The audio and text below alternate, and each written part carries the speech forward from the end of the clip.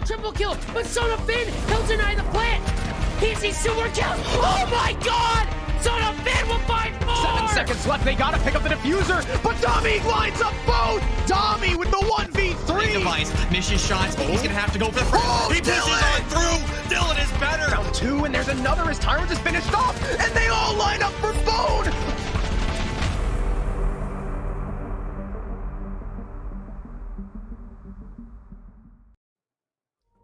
Welcome back, ladies and gentlemen, to SCS Season 5. We're all the way in playoffs. We're hitting our first lower bracket elimination game. Well, I guess technically not the first. The first one was PDHM versus Aerial Arise, but PDHM decided that they had other things to do. Went ahead and forfeited that away, and that just leaves us with just one game for the day today. My name is CDAPS, joined in the booth by another beautiful man known as Adam, Pink Hat Man, Jazzman, Jessim. How are you doing today? It's a long name. I'm doing pretty good. I'm glad to be alongside the man with the better hair in the call, so this is going to get really interesting between these two teams. Obviously, there's a pretty heavy story behind both of these teams and how they got here. Smokebreak versus Wichita Wolves. Now, if you're very confused, I understand. Wichita Wolves are actually not Smokebreak anymore. Smokebreak left the organization, or something happened, I don't even know. And they picked up exclamation point Bone, which is a very good roster with 2 of the previous SCS Season 4 champions over on D2E. So there's quite a lot of name power in this Wichita Wolves roster, but obviously Smokebreak are the Challenger League team, so it's going to be a very interesting game to see Wichita Wolves go up against ex-Wichita Wolves, and of course, you know, I'm joined by the man with the best hair in the world, so I think this is going to be a good day. Yeah, at the end of the day, we can just say Wichita Wolves, Wichita Wolves, Wichita Wolves as many times as we want. It's a little bit of a tongue twister, but let's look at the leaderboards here. And surprise, surprise, the Team Mystic man himself, Gunnar, Mr. Gunner, leading every single stat. It's kind of crazy. It's kind of ridiculous. But on the attacking side, I mean, if you're having a top rating and top kills per round, like, those kind of go hand in hand. You're doing pretty well for yourself, but the plus 14 entry differential is what really is shining. Gunner has been literally one of the best players in SCS right now. He has not been toppled. He's on one of the best teams ever. And so far, they've only lost one map to PDHM, who again forfeited against Aerial Arise, so they'll take that default to a win. But yeah, the only team to ever make them bleed is currently out of the playoffs, and Gunner is the top player amongst a lot of ratings. You can see Rexavy also holds the most plants, and Xeno holds the most rounds survived. He's definitely the clutch player for the team. Like, there is so much power in this Mystic roster, and it's one to be scared of. But to see PDHM gone, we'll have to see if one of these two teams, both either Smokebreak, Faded's old Wichita Wolves roster, can beat the new Wichita Wolves, or if they can even beat Team Mystic. Yeah, Team Mystic are really good, but we don't have to watch them for a couple more days. We can go ahead and transition over to the game that actually matters. And that's the one at hand. On your left, you see Wichita Wolves, Team Bone, led by the titular man, Exile, GXD, Lava, and Junior. Bunch of, as you mentioned earlier on, Adam, name power. But for the side of Smokebreak, they're still a good roster in their own regards. They made Challenger League, and they can all shoot pretty straight. You got Twizzler, Faded, Tragical, Young Rock, that's Mr. Morocco, as well as TPA, all coming in, looking strong, and going to try to destroy that honeymoon phase that we harped on about Wichita Wolves just a couple of times, which now, instead of it being a whole new roster, they have the honeymoon phase of being on a new org. Yeah, obviously they have a lot to prove with this organization, and getting themselves out of the lower bracket against a Challenger League team could be a very good way to do it. Now, obviously there's a lot of drama behind the Smokebreak roster when they had a roster move and then they didn't, then they had the roster move and then they didn't, and then they had a roster move and then they didn't. So most of that goes around Tragical wanting to leave the team, quitting scrims, whatever happens. You know, it's backstage politics. We don't have to worry about it too much. So going into this, you have to wonder if they're going to have the mental fortitude to even get through this game. And if they do, they're a very powerful team. They could definitely make things happen here against Wichita Wolves. But it just comes down to if they really want to. It's like, you know, we can beat Wichita Wolves. Do we feel like it is the question. So Wichita Wolves, again, like we talked about, the name power. The reason why we say that is because a lot of these players have been in multiple leagues. They've been competing for multiple seasons or maybe even years. Exile and Lava have been competing for almost 3 years. I've been casting them for almost 3 years. there's a lot behind this Wichita Wolves roster, and as you can see by the predictions, I mean, it's not surprising. A lot of the people also have faith in Wichita Wolves, but it's up to Smokebreak to see if they want to break the mold and see if they can, kick Wichita Wolves out of the lower bracket and out of SCS. Sure, me and you, we don't have the... Actually, if you look across the board, everybody's percentage is kind of down bad, except Jonah, who's the only man, Mr. J's Wills, Jonah Zwillinger, going towards Smokebreak. He likes the unorthodox picks, and so sometimes it pans out for him. However, personally, I don't think that's going to happen today. But, unbiased casting is what we're going to be going for, too.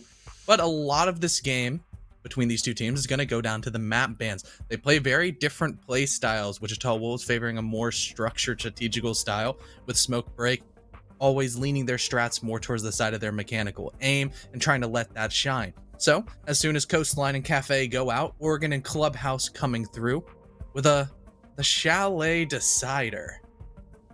Yeah, Oregon and Clubhouse, probably the most boring maps ever. But Chalet. Yeah, it's like the light at the end of a tunnel, except I don't know if we're going to get there or not. I hope so. I think this is one of those games where it could happen. But these teams pretty evenly matched. We obviously haven't seen enough of this new Wichita Wolves roster. Smokebreak there in Challenger League. So I think there's potential to go to Chalet, and if so, I'm interested because Wichita Wolves, they're a fairly new team, so you can kind of expect them to not have those Chalet strategies. Smokebreak, on the other hand, they're also a fairly new team. So this is going to be really interesting. I think map 3 is literally just going to come down to who's the better team at that point because, I mean, there's so much just like uncertainty on the map. Yeah, except for Wichita Wolves, the one thing that even though they are a new roster, all 5 of these players have played together for so long. So for a lot of old fans of the T3 scene, it doesn't feel like a new team, and there's so much still potential and a lot of experience behind each and every one of these players. So it makes it hard not to just back them and be like, okay, yeah, they're a good team, they're a solid team, they have history. However, even though they kind of, by technicality, they don't. This is only their second series as a formal 5-man roster. And going up against Smokebreak, who definitely have the random strategies that can catch you off guard. They thrive in chaos, as opposed to Wichita Wolves, who like to solve the equation in a more formulaic approach. Could be a little bit of a play style clash on who's going to come out on top. But we have the bans coming through. We don't have to analyze anymore. We just get to talk about it. And surprise, surprise, there's a Thatcher ban. Doesn't require a whole lot of analysis, and most likely thereafter on Oregon, Ace ban? Ace or Maverick? Yeah, probably. I don't think they. Do you think they double down on the Ace and Mav? I got a Nomad. That one's interesting. Trying to think. I don't know who plays Flank Watch on Wichita. I know. I don't know, Michael, he keeps on talking about this. I think he's either doing entry or hard breach. It's one of the two, literally polar opposites of each other. But he's gone back to one of those roles. Mira's also getting taken down. Absolutely no shocker there. But yeah, the Nomad ban is going to be kind of interesting. But on the side of Wichita Wolves, they have an Ace. They have a Habana. They have a Thermite if they choose to. But most importantly, the Maverick. The Maverick is going to be playing such a vital role throughout basically this entire series whenever it comes to that top 4 hold. Valkyrie also going out. Not too many surprises there, but yeah, I don't know. No hard breach ban is definitely going to be beneficial because Oregon is one of those maps where you got to get at least a little bit of hard breach in order to kind of make the defense a little bit uncomfortable. But yeah, getting into map number 1, we're going to be seeing, as we talked about, Exile on the hard breach, this time playing Maverick. You've seen him not being the Maverick player, but he has assured us that he's worked on it. So the question marks are still going on and ringing through my head, as if you didn't really pick up on it. Baroque Germ is actually Exile-Wichita Wolves, WW. He did a name change following suit of EXO, the Surreal Artist 98, going back to the grassroots of an Xbox Legacy username, but didn't think he was going to get picked up by an orc 2 days later, and now can no longer change his name. Who's Rob? Is Rob the Smokebreak coach? He is. Okay, Rob is the coach. They're playing in place of Morocco. Yep. That is going to be interesting because he's already running Goyo, who's I guess not too bad. Of course, he knows the strategies better than anyone, so he probably knows where those shields go down. And if he doesn't, we're going to criticize him for it because he probably sucks. I mean, this strat, if they open up that wall, which I think, do you see that left wall on the reinforcement side of trophy? Do you know what that means? This is a peanut butter strat. This is a penguin strat. No. This is a parabellum strat. The famed master hold, which someone pinged it, so I don't know if they want to reinforce it. No, they're trying to. They're either gonna have the Irumini come over and punch head holes, or Faded shotgun of the M590 go Burt, which, looking at his ammo count quickly depleting, is probably more evident that, yeah, he's gonna be doing that. However, the way that most teams like to attack the top floor is an attic and master split. You can get a good crossfire established on games, and then hold the rotations as you funnel all of the defenders back inside of the kid's bedroom, that B bomb site. It makes it nearly impossible to really rotate out, and it becomes just a gigantic kill box, and there's not a whole lot you can do. But as soon as you start throwing in a lot of utility and a lot of people allocated over towards that master bedroom, you've got shields, you've got angles. It makes it so incredibly difficult to apply that second part of pressure where, as we know in Siege, if you only push in one way, there's no pinch. There's really not a whole lot of worry for the defenders. You just have to hold maybe 1 or 2 angles, and a little bit of math shows that 5 is greater than 2. So you're going to have a couple of guns just pointed at the same direction, and that's not a recipe any attacker wants to walk into. No, I don't think guns are something they really want. TPA, he's holding a deep angle here. I'm not sure who that is. That's Junior. Pushing underneath the toggle aim man himself.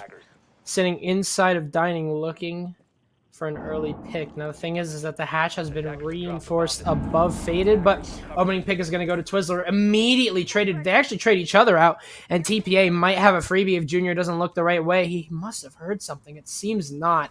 The TPA is going to play his time here, wait for Junior to be in the worst position possible. In this case, he is, and TPA is going to walk away with a free kill. Tragical also takes down Lava as he tries to get a push going inside of Attic. Bone getting swung from Bolo, trying to recover the diffuser. GXD and Bone each claiming a kill of their own. GXD being on big window, also applying this dual pressure here, and this nice crossfire being established. The round we thought was over because Wichita Wolves had lost so many men, but Smoke Break have also lost the same. TPA and Rob, the coach, looking to do the most for his team. He's got to prove himself, and a 2 versus 2 against Bone and GXD. With 40 seconds left, the execute is surely going to come, but the question is what are Wichita Wolves going to do with the low manpower that they have? They're going to try to join together because apes together strong, with Bone not having a whole lot of HP to his name, and TPA holding this cheeky angle from the bottom of white is fully eliminating any double window pressure and the potential to jump in. But GXD is just going to go right in the window, pre-fire away, trying to find the sneaky Aruni going up on the top white stairs. Right now, Rob is nowhere to be found. GXD gets absolutely obliterated by TPA, and it's just Bone. It's always him. Now TPA going once again. He's going to get too close to the sun, get fried down, pre-fires over away, and the time will be the final decisive factor. Smoke Break, the coach, the main man Rob, is the man of the hour now as he takes the final execute into his own hands by not taking a gunfight. A little bit of game sense on this guy, huh? Looks like he is going to be someone that can definitely help out Smoke Break. So, I'm actually really interested to see this because it does seem like Smoke Break have some sort of semblance of a fifth. You know, usually whenever you have a coach play, there's a lot of doubts in my mind. You know, I've seen some pretty bad coaches. Dash! But, you know, I mean, this looks like it's going to be a different story. This guy's got his game sense. He's got his shield down. He's got the clutch potential. All right, Rob. I see you. So Smoke Break taking round number 1. That was enough to send Wichita Wolves packing. So we're going to be going to a quick break here. Match paused. But let's break down this game so far because this has been an interesting start. We saw a lot of people getting flanked early on, such as Junior, unfortunately. And then the rest of the push seemed to crumble until the very last seconds where Wichita Wolves were allowed to get a few picks. Yeah, what it came down to is that Nomad ban, which is what Wichita Wolves brought to the table. It didn't seem like they had the coordination just yet to go without the Moroccan, even though for the side of Smoke Break, they don't have Morocco. Rob filling the shoes perfectly, just sitting on a shield, making sure that they can't push down Attic for free. That forced the rest of the remaining Wichita Wolves attackers to swing in that kid's window. And then you just had a player on white. TPA is always going to hit his shots. He's absolutely lethal with the Roni. A beautiful shot onto GXD. And then in a 1v2 situation, PPA got a little bit over aggressive, could have stayed passive, but he trusted in his teammate that was just gonna let the clock run down. And overall, a successful strat from Smoke Break and a successful first round on Oregon defense. Yeah, so I'm starting to understand that, obviously as a coach, you're going to be viewing the game from a third-person perspective, much like us casters do. We see this game mostly from a screen, not from us actually, clicking heads. Unless I'm on Maverick. That's the difference. But actually, Siebs, you kind of run it up, though. Like, I saw you in Val earlier. Dude, Val I was feeling it. Shout out to Kami and whatever. I don't know what her women's team is, but it was like their whole roster. I was trying my best to carry in Valorant, but the Joker. Yeah. But I mean, that game sense is a little bit different because obviously you're seeing it from an outsider's perspective. So you can kind of imagine it like a chess game. You can see it. You can see all 9 pieces besides yourself, obviously, sitting on that board, waiting to make a move. And as a coach, you can kind of psychoanalysis what Wichita Wolves are going to do next. So he was in a very good situation. He clutched it out. He swung a little bit just to make sure that he wasn't getting pushed too much. But, he was able to play that really well and survive. Rob plays this in a, he's going to be playing this in a way where he doesn't really need to get aggressive. He's got 4 gunners on his team, so he's going to play this the smart way while the rest play it like crackheads, and might be a formula for success. So make sure to watch out for Rob here. He could be hyping him up a little bit too much, but it's his day in the spotlight. Let's see what he can do. So the thing is, the main principle of that last defense that we saw is that Goyo position, the shield on Master Bedroom, is not easy to play. It is rough. It is not fun. And him being patient and still feeling confident was a good sign to show. However, could have been beginner's luck, and we'll have to see how he handles the Wamai downstairs, where he'll either be playing in Pixel or maybe in Pillar. I'm thinking a Cafe. Ooh. However, he's either going to be playing in Pillar or he's going to be playing in Freezer, where I'm sure he's going to get a couple of customers coming to his booth. Yeah. So, Tragical playing in a very interesting position because you know that there's going to be drones all over this. Usually the way that you get into tower, if you choose to go into tower, is you just have a cutoff. So, in most cases, Tragical's move was basically known from Wichita Wolves before he even made it. So, he's going to get droned out and he's going to play his life. Very smart of him. And that's going to be all 5 men downstairs by the looks of it. And Wichita Wolves can start to make their time up. But there's a man coming up Freezer stairs. Not sure who that is right now, but he could be a threat. It's Twizzler.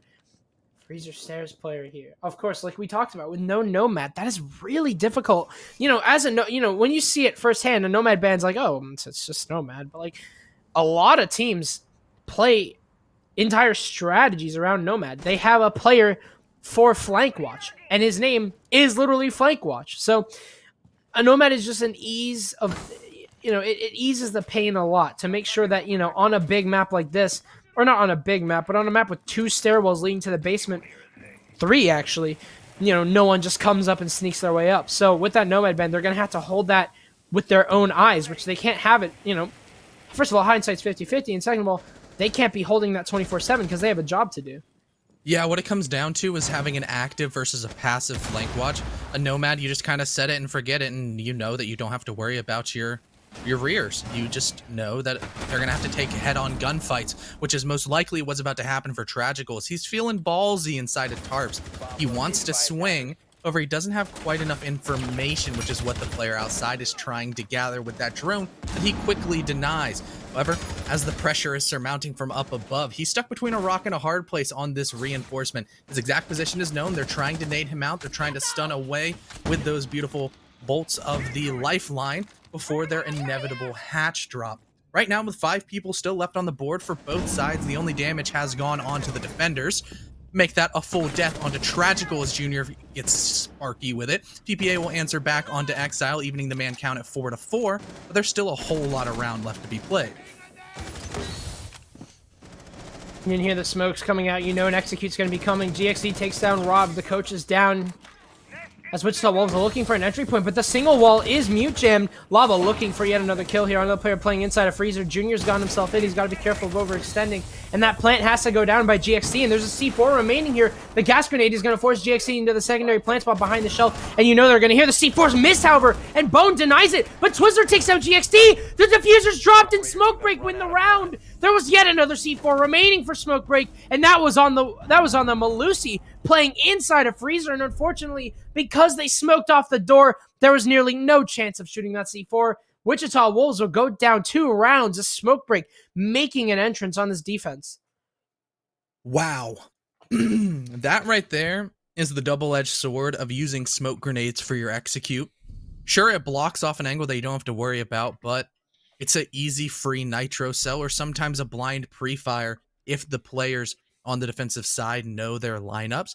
Unfortunately for Wichita Wolves, it was the former. It was the nitro cell that managed to sneak right through that giant gray fog and really probably caught all of them off guard. One nitro cell down with a skeet shot from, I believe it was it Bone? I think Bone pushed through Bend, through parts.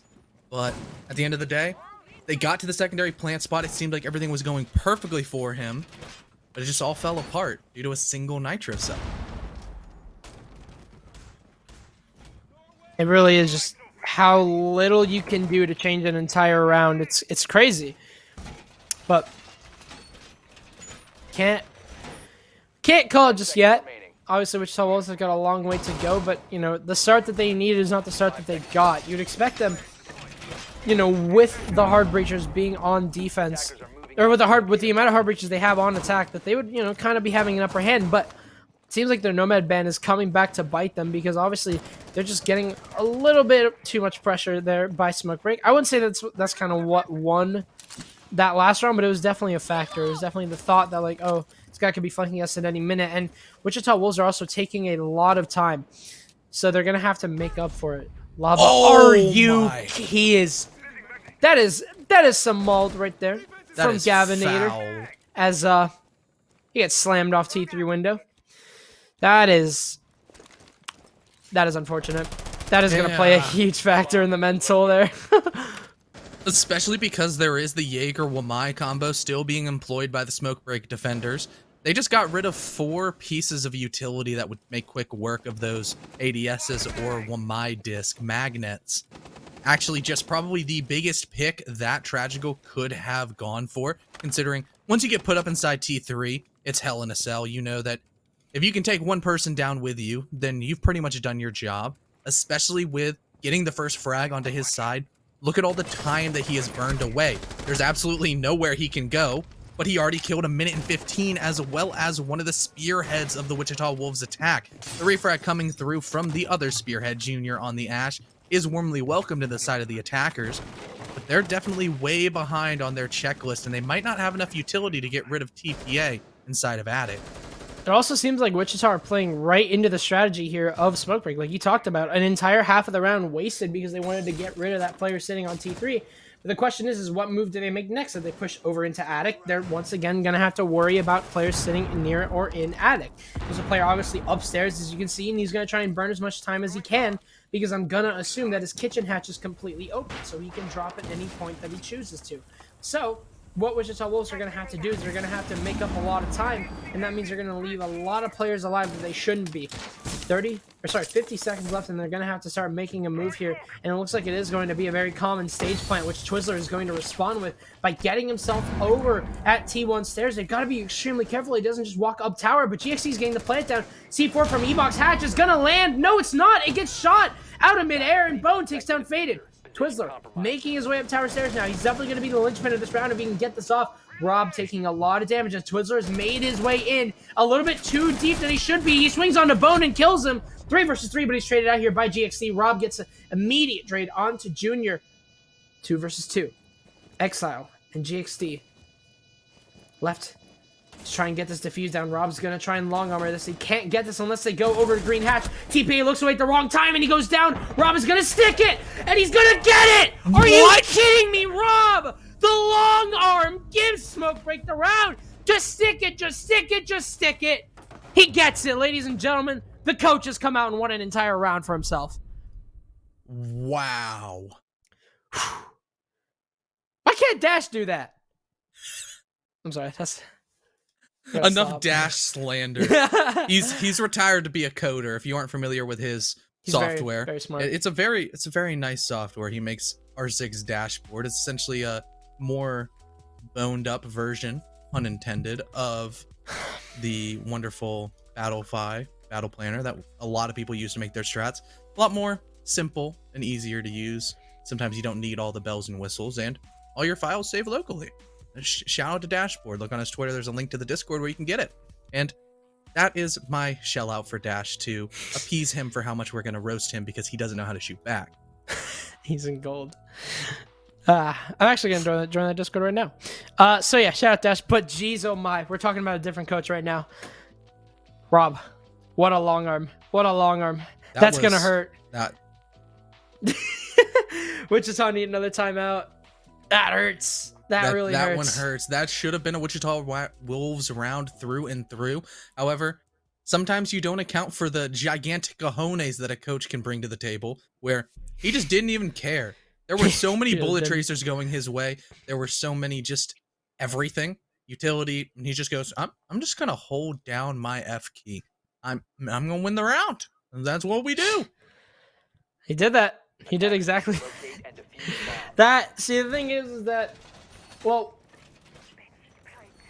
to say the least, Wichita Wolves can lose their mental a bit. They can, but I wouldn't say they're down the water just yet. I wouldn't call them out. I wouldn't say that they are mentally down horrible, because I really do think that they can get themselves back up from this position. They aren't down atrociously.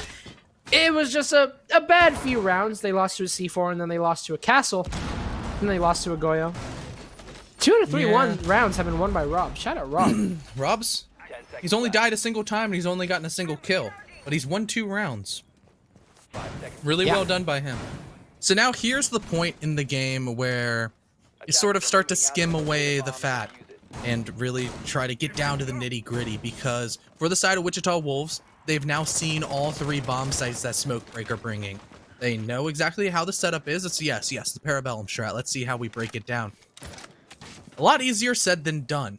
And look at the adjustments, as which I was going to just highlight, where Junior isn't just going to sprint immediately into Kitchen, where he got shot in the back by TPA, just crouch walking around. However, there's another adjustment on the side of Smokebreak where Twizzler's not alive. That's what I wanted to say, but he peeked right into the loving pre-fire of the R4C, and that's quite a formidable weapon with quite a high fire rate that sends him packing, relegated to Cam's duty only 45 seconds into the round. Yeah, that's a really influential round. Twizzler, obviously, last time was able to see for the final plant. There's a double flank going on from the kitchen hall. Now, here's the thing. Wichita Wolves are going to expect that they're going to try and get away with this freebie here. But, the drone hole! And they're going to realize that Tragical is not alone. He has a teammate with him. Sorry, TPA is not alone. He's got Tragical with him, and that's going to be a problem they're going to have to deal with early on. But, geez, oh my. The Smokebreak are bringing out all the stops. TPA, however, goes down here to Lava. Tragical is still alive. I'm not sure if he's made his way downstairs. He has, and he's all the way over in Freezer. Maybe another angle to come at here as they're going to meet each other at Z.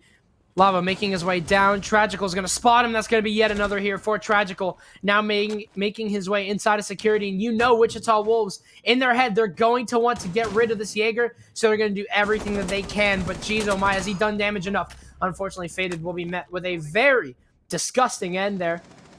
Losing his cojones and losing his life. But Tragical still left alive and left unchecked until the shotgun of Baroque Germ, Exile himself, decides to prove me wrong. And now it's just Rob, the man of the hour that we're saying, the hero that Smokebreak deserved, left in a 1v3. Make that a 1v2. Rob? Make that a 1v1. Oh my goodness, Nitro Cell out. He's pre-firing away. And who's gonna stop him? Rob is nuts. Rob with the clutch!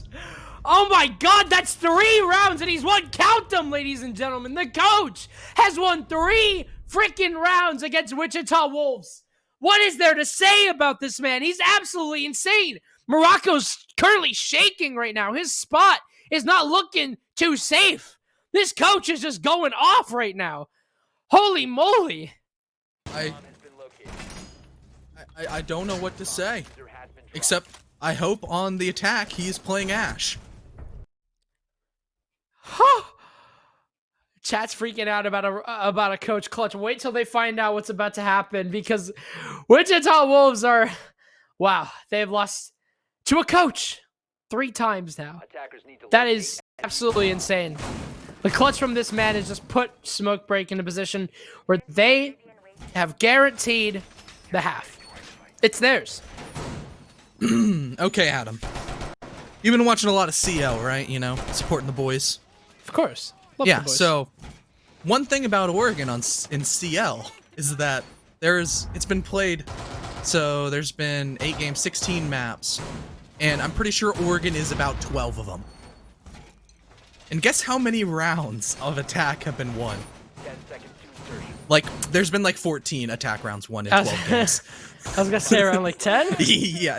It's not looking too good for CL teams with attacking Oregon. So maybe we're just gonna see in a very similar vein to T2, trickle down into T3 like most strategies do, that nobody is able to win an Oregon attack. However, for the side of Smoke Break, they arguably should have won 2. And it should be all tied up, but that's just how the cookie crumbles so far. You can prep all your strats all you want, you can do your work and understand that, yeah, Morocco is a pretty good player, but it's been the X factor of Rob that has been delivering all of those decisive blows, tied for top frag with Tragical, while playing a lot more of a supportive role. We talked about the mental, and again, Wichita Wolves, they're very reliant on that. So you have to wonder if this defensive half is going to be theirs. And in order to make it theirs, they have to at least take one round here. Junior, same position he was last time when he got the first pick. Hasn't gotten it just yet. This Twizzler does have a rotate. So he's going to be playing his life here for a very long time. Or at least for as long as he can, as Wichita Wolves are going to start to collapse on top of him. But you have to wonder how much time it's going to take this time. They have to get this done quickly. But Twizzler has made his way down. He's actually switching angles, making his way over to Freezer. 2 players upstairs for Smoke Break. They know that Wichita Wolves like to, they have quite a challenge whenever it comes to clearing these players out, but Rob is dead within almost That's a it. minute, It's a so Wichita Wolves round. It's it over. could be. Could It's very over. well be. But, yeah. That's one of 2 roamers dealt with. Twizzler's still in a very flexible position where he can actually 3 roamers here. 1 roamer now, as Tragical does go down. Completely forgot he was there, but unfortunately the nade in the hands of Mr. Exile, Mr. Broke Germ, it's going to be his demise. Twizzler gets the first pick for Smoke Break. Okay, so a 3v4 situation is still into the side of Wichita Wolves, especially because they're starting to feel a lot more comfortable in feeling out the strats the Smoke Break are constantly employing, which now, earlier on, round number 2 was a full turtle strat, and this time had a little bit more roamers on the upstairs that were quickly dispatched by the roam clear of Wichita Wolves, which looked quite potent. But there's still 2 nitro cells left on the board. As I clear my throat, Wichita Wolves are trying to clear out the Freezer player. It's Lava going over towards the gold hall, that double door. The first Toxic Babe canister goes out, blocking off the entrance from E-Box. However, TPA's feeling pretty confident. It's a nitro cell out, but Lava's been hitting the aim lab. That beautiful trajectory arc quickly dispatches. GXD is going to take down Faded. More shots traded back and forth as Zofia is in a standoff with the mute. And Twizzler's finding his way into sight, denies the defuse, goes prone. Ash needs to swing, Junior needs to go in, but it's a late flank from Bone through Freezer that would take out TPA. But now it's no longer Twizzler on the triple kill, but he needs an ace to finish out this round, continue the flawless defenses that we've seen for Smoke Break so far. And he's able to down Junior. This is incredibly likely. It's a 1v1. It's the ace versus the first round for Wichita Wolves on their attack. And Twizzler seems to have no idea where Lava resides. It's ring around the rosy, and the pre-fire nearly lands. The game sense of Twizzler seems to be heightened to a certain extent. And he's just creeping away, and he's gonna find it! It's clip after clip as Smoke Break is farming on Wichita Wolves, and their entire attacks are in shambles. Wow. What is there to say right now? Smokebreaker just mopping the floor with these clutches. It's an ace. Yeah. It's an ace from Twizzler. I mean, Wichita Wolves. What's going on, man? This isn't how it's supposed to be done. My prediction's about to be really wrong, and Jays is going to be right. I don't want Jonah to be right. I love Jonah, but like, at a certain point, he can't keep getting away with them right every time. Rob he also is tied for the #1 in CL predictions too. He's just a prediction god. Rob might have been the star of like literally 2 rounds, but that one was all Twizzler. Twizzler, absolutely insane. Well played to you, my man. Absolutely incredible clutch. Definitely one of the, with all the drama that we can, I hope, move past, at least for this game. We with don't all have the to drama ever going mention around. it again. It's just done. It's gone. Yeah. But Just with all that going around, we haven't had enough time to talk about Twizzler. What a performance he's having right now. Absolutely stunning performance. Absolutely amazing round 5.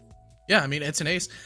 I did not expect him to win that by any stretch of my imagination. I thought as soon as he swung and killed GXD planting, I thought it was over. I thought he was just gonna get swung, and then it's just like, okay, he got one frag, he got his. He can't nobody can complain about his performance for the round. But then he just decides, I'll keep going. I'll just kill every single member of Wichita Wolves by myself in a 1v3 post plant with the MP5 of all weapons, the weapon that you need to hit like 19 body shots to do so. And it feels like you're shooting a Nerf gun sometimes, but I mean, he doesn't care. Yeah. I mean, this has just been the show of, I guess, well, I was gonna say the non-fraggers. I guess Malusi's technically like a fragger. Yeah. Twizzler usually plays entry and like deep roam. He's definitely comfortable with his gun. Yeah. Him and Tragical been putting up great numbers. God bless Rob. He's just Rob. You know what he's been doing. I wish that this was Rob Walker just coming in. you think Rob Walker is just slamming kids right now? Dude, I mean, have you seen him? I feel like he could. I feel like he's nutty on the sticks. Went from sending weird TikToks to just destroying 18-year-olds. Yep. just goes from running CCS to running Wichita Wolves into the ground. That'd be funny. Actually, I've never met this Rob guy. Can't say I've ever talked to him, but I mean, I respect him. I think he's about to get a couple offers to be on some teams after this one. Rob's about to make some moves. Jeez. Yeah, this is not the performance we expected out of the newly signed Wolves. Obviously being a brand new team, they're still going to need some time, but this has definitely been, I mean, what can we say? You lost to a coach like 3 times, and now you lost a 1v5 to Tragical. Or sorry, to Twizzler. I mean, that's just it's not what you want. Tragical, speaking of, he's got an ADS to play with. He's in here. T3 again. Yep. Yep. Last time around, nades were not his demise. Instead, Twizzler's gonna go down first. TPA gets a refrag, but GXC takes him down. Still got Tragical playing above. He's got to be extremely cautious as he can be gone at any moment. Swinging wide, it's gonna be lava. Beautiful shot there. And within a minute, it's a 4 versus 2. Yep, that was what my good friend Hunter Cash would say. High line aggression from Smoke Break, and it definitely is not panning out. But now it's up to the man, the myth, the legend, the Rob.SB on the castle. And I swear, if he wins this 1v4, I will, during the break, shave my beard off on stream. What? Yeah, I'm putting it on there. I believe in him, but man, for the flawless half too, this would be crazy. He can't get away with it, surely. I don't believe it. Rob, 1 versus 4, worst gun in the game. Angles being held against him. He's gonna make an attempt though. Spots out the Ash. Beautiful shot there on a junior. Making his way up Kitchen Hall. He's gonna be hurt. Another kill. Nope. It's gonna be lava to shut down the party and keep Connor's beard very much safe. Wichita Wolves, they've been needing around for a very long time, and they finally got it. You know, better late than never. That right there is the split that won Supernova a game against Orglis. So, if Marmalade can do it, then maybe Baroque Germ 911 can as well. Oh, goodness. This game is bringing out the worst in both of us. It really is, man. It's so if this goes weird. to Chalet, it's gonna be even worse because I don't even know the callouts on the map. You don't know the I know a pretty decent bit, but where's I haven't Owl? gotten. Huh? Say it. Owl is right outside a bathroom over towards top solarium stairs. You're good. That's like the only. That's like the only. I guess like the. I just haven't casted Chalet yet, but I don't think. let's worry about Oregon. Yeah. Wichita Wolves starting downstairs.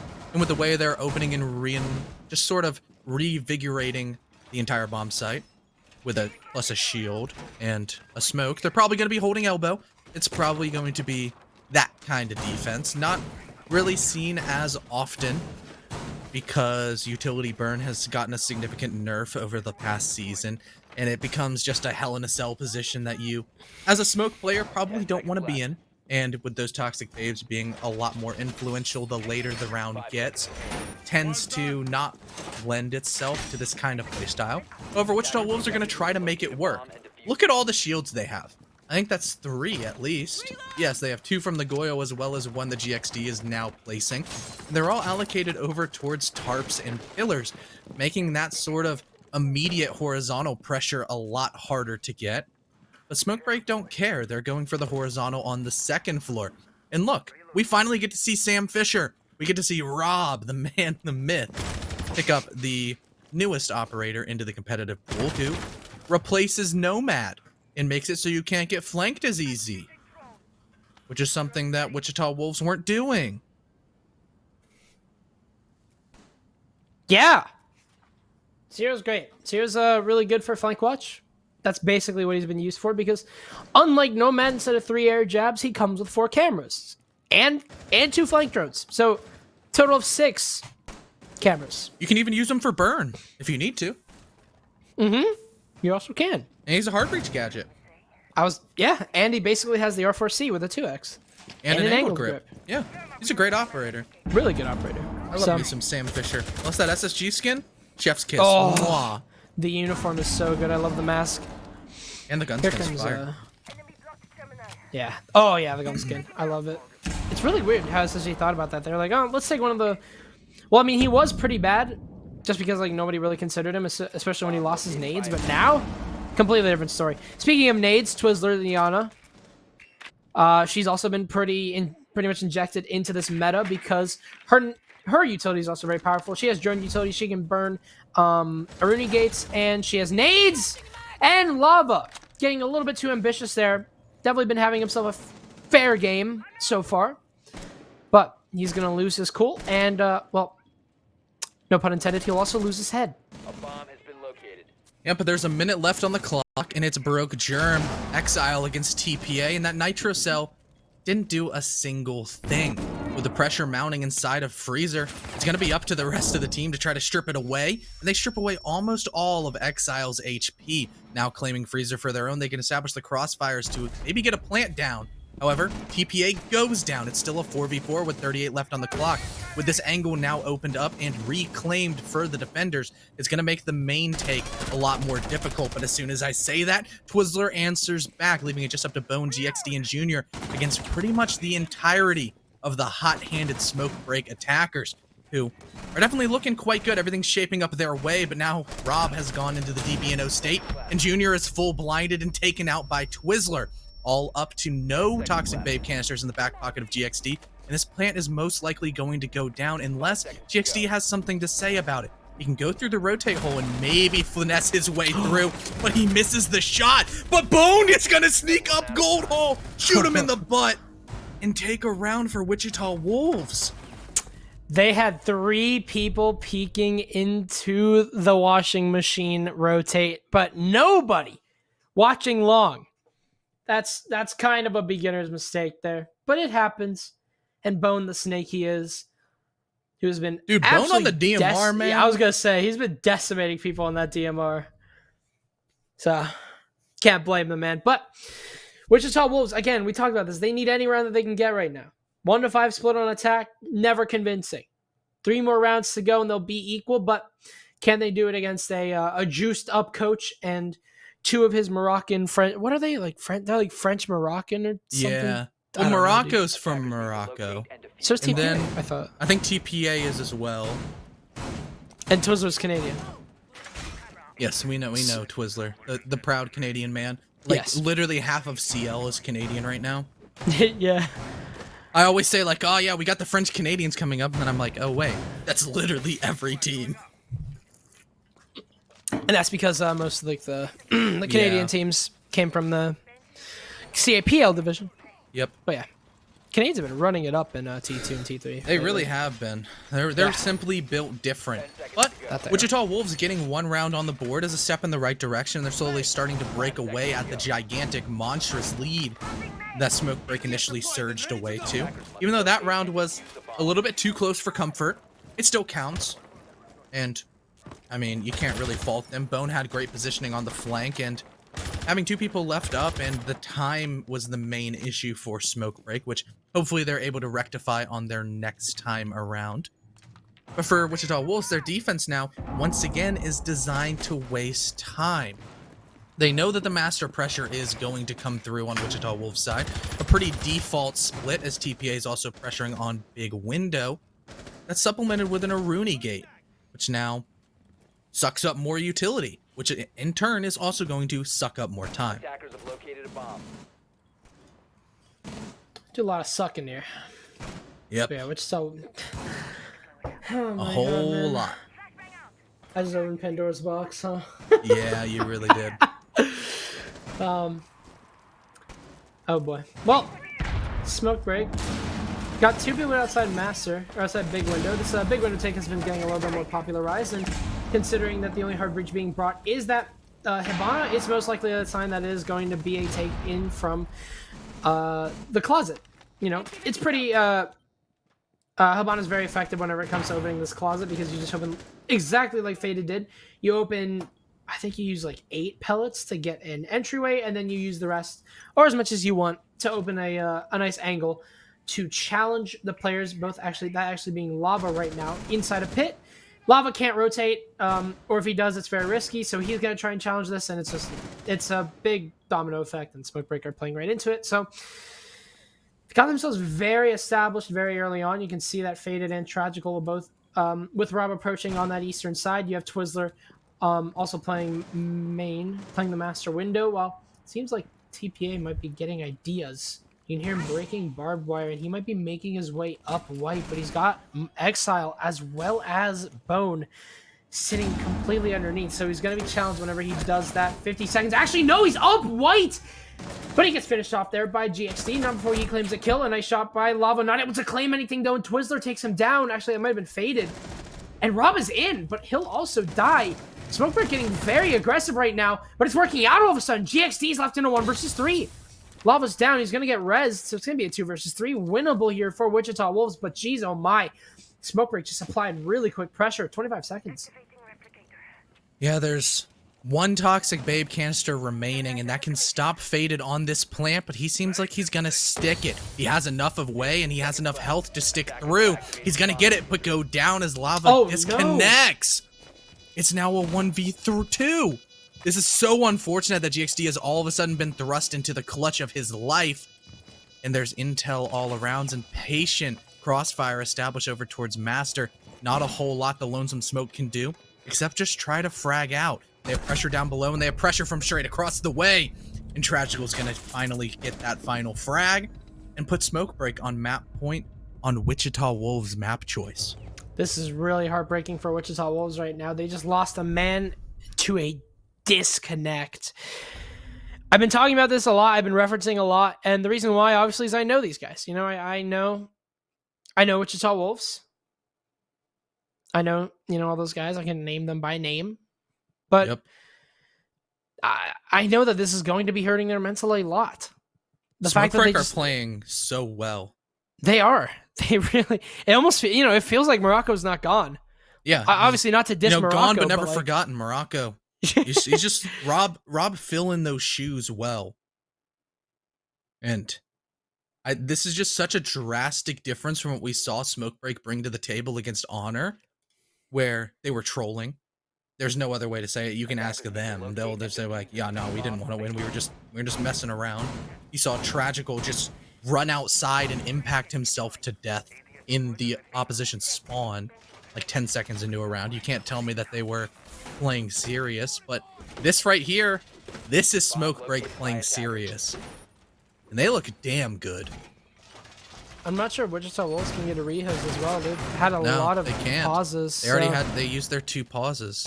One for a sound bug and one for after throwing a couple of rounds to try to save that mental. Yeah, this is 5 seconds left. this is really painful for Wichita Wolves. Again, it kind of hurts, you know. These are all really good friends of mine. I'm not biased. I don't cast bias, but it's really good friends of mine, and it seemed down like this kind of bad. And if, especially in a 5 versus 4, Smokebreak are gonna have the upper hand as they have this entire game. But with this amount of pressure being applied by Smokebreak, I mean, this is going to be really painful here for Wichita Wolves. They can somehow slither away with the round. It would be absolutely massive. Run out, however. Oh, that's huge. Junior gets away with a kill on the fade. That's Heartbreach going down. And guess what? We're now even. So, Wichita Wolves, the pick that they absolutely needed. Really, really good start from them.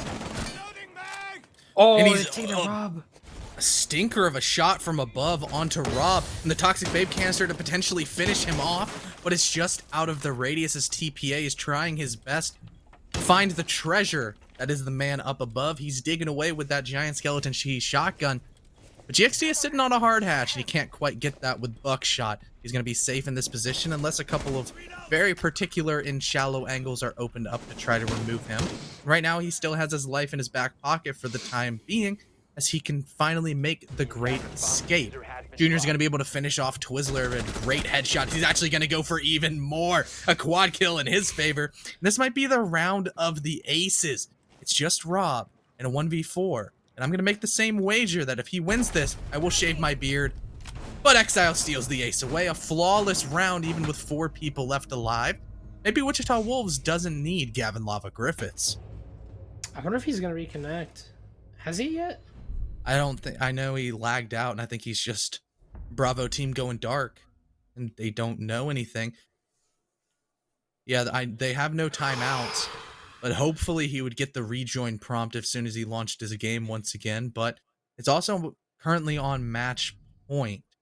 So a single round dropped into the favor of Smokebreak's attack will just send us to our next map of Clubhouse, where I'm sure in the off time, we will make enough time for Lava to get back into the lobby. But for the time being, as unfortunate of a situation it is, Wichita Wolves will be playing a man down, constantly trying to fight that uphill battle that they were able to successfully do one time.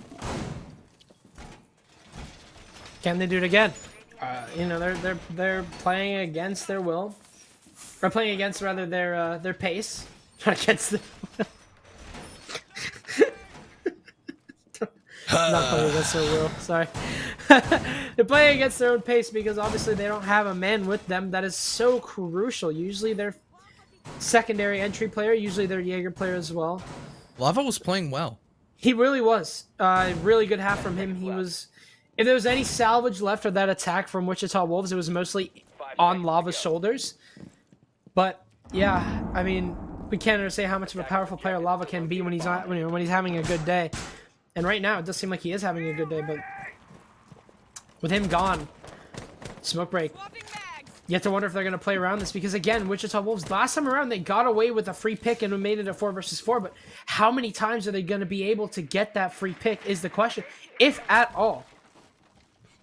Yeah, you already made the chess analogy. It's to a point where they almost need to play gambits, and gambits either work really well or they don't work at all. It feels like a coin toss, and if you have to win a lot of coin tosses in a row, that's where your odds get exponentially lower and lower.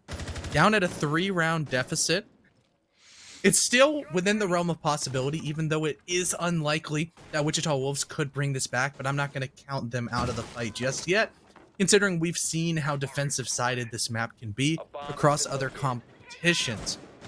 Still a 5v4, we can just attribute that Lava has just gone off the rails and is spawn peeking every round and getting dumpstered.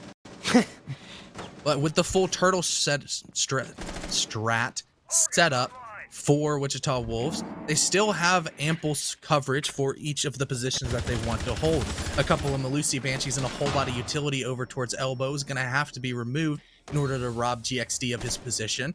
And the time is going to be dwindling away more and more as the Toxic Babes start ripping over through that blue door. Exile looking for any pick he can. You can see that even in a 4 versus 5, he's playing aggressive. And again, it's to recover that dead or that disappearing teammate. GXD gonna get forced out by a nade. All of his ADS is still intact, and you can hear one of them recharging. You can see one of them has now recharged again, but tragical. Well, to say at least, that is tragic, as you've lost a man here for Wichita Wolves. Make that 2 as Gavin's gone. 3 versus 5. Nade's going to soar over to GXD, and the shield will get gotted. Looking to get the rotate, but his head is just sticking out too much. It's Bone and Junior in a 2 versus 5 swing here. It's going to take down Bone over on long, and Junior, the toggling man himself, he's going to play patient here. He's going to go for the knife on to fade it and grab the diffuser. Swinging wide, he'll take down Twizzler as well. But he's got a man coming down his tower stairs. He's got to be extremely careful as all angles are open around him. And TPA will shut down the map here. Smoke break off of a 4 versus 5 for Wichita Wolves will take Oregon 7-3.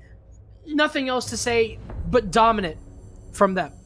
Yeah, this was a really well-played match from Smoke Break, where you couldn't count them out of any single round. It didn't matter the odds on their defenses. They just found a way to win, and that's something that good teams do. There's a saying that I love. It was printed on a Nike shirt back in 5th grade that everybody would wear in elementary school. It's skill is when luck becomes a habit. And for Smoke Break, they seem to be pretty habitual with their expense of luck to a point where it's consistent and they can rely on big players stepping up and making big plays when his or her team needs them to. Yeah, Smoke Break definitely been having a lot of clutch plays here. I think we can count it 1, 2, 3, 4. Yeah, 4 clutches. 3 from Rob, and then 1 from Twizzler. Yeah. That is, and then 1 just nuts. slaughter of a round, and then Yeah. they in turn also got slaughtered. Yeah. This is interesting game so far. For both of these teams, Wichita Wolves, of course, going down here on that Oregon starting attack, and you can just see it's definitely demoralizing to lose a player, like, on the rounds that matter the most. Wichita Wolves, they absolutely needed every single man that they could have, and to lose and basically guarantee a death every single round. I mean, situations like that don't come along a lot. Heartbreaker. It was Absolutely. a heartbreaker. Yeah. See, the thing is, as well, is that 7-3 scoreline doesn't tell the story of this game. It doesn't do it justice. Sure, it gives a lot of credit to Smoke Break, who earned that by every stretch, every metric, every way you want to quantify their gun skill, their strats, and their heart in every round. But for maybe a kill or 2 each direction, completely changes that scoreline. It just as easily could have been 7-3 Wichita Wolves, which is just crazy to think about, but it's just the minute details. It's the small mistakes that Smoke Break were able to capitalize on that dug Wichita Wolves their grave. Yeah, Wichita Wolves are now down an entire map, and they're going to have to hope to recover it on Clubhouse. And Clubhouse, obviously, one of those maps where if you swing, you can get rewarded pretty heavily. So, with, Smoke Break are good on Club. They are very good on Clubhouse. So, this is going to be challenging to say the least. I'm hoping that we can get Lava back for this map. I pray to God we can, because this would be really bad for Wichita Wolves if they don't have one of their 5. Especially a player like Lava, who's always had heads-up stunning plays and can consistently win rounds for you. Alrighty, but that's enough analyzing about the last round. We're going to toss it over to a short break. So, oh wait, we have stats. I always forget about that. We have stats because we do live stats at SCS. Firma yelled at me because I always try to throw it without talking about stats. We have, but it's SJ and Max tonight. Working hard. Or no, it's Azul and Max working hard, watching the clean feed and making sure that everybody gets the credit that they deserve numerically, as a lot of players do like to play for those wonderful numbers and flex their rating. Gunner. Gunner. Yeah. Yeah. So, honestly, I'm expecting a lot of cost. A lot of cost from Rob. Let's see it. Nope, just kidding. That I saw Felt Winter and Thinking Nade on that one. That was the long name dot whatever. Let's see it. Raw 60? Huh. He started off really strong, and then I think he tapered off towards the backside. Faded not having a good game, but the rest of his team looking oh so strong. Mainly Twizzler and Tragical getting quite a few frags. TPA, even though he went negative, still had a pretty big impact. He was the one doing the dirty work for his team, really kicking open the door that Wichita Wolves were leaving open. But even though Rob, middle of the pack at a 1.05 rating, I still think he was the MVP. Shout out coach staff, shout out support. They're necessary. Everybody just, if you're on a team, go DM your analysts that they're loved and they are worth it. They're usually not, though. Yeah, you got people like Cherish. He's crying over plastic memories right now. So, on the advent of that, Wichita Wolves down a map. We're going to be going over to Clubhouse, a very strong map here for Smoke Break. This could be the end of the series, or it could be a comeback here from Wichita Wolves. And if it is, it's going to be very incredible to watch. We'll be right back with map number 2.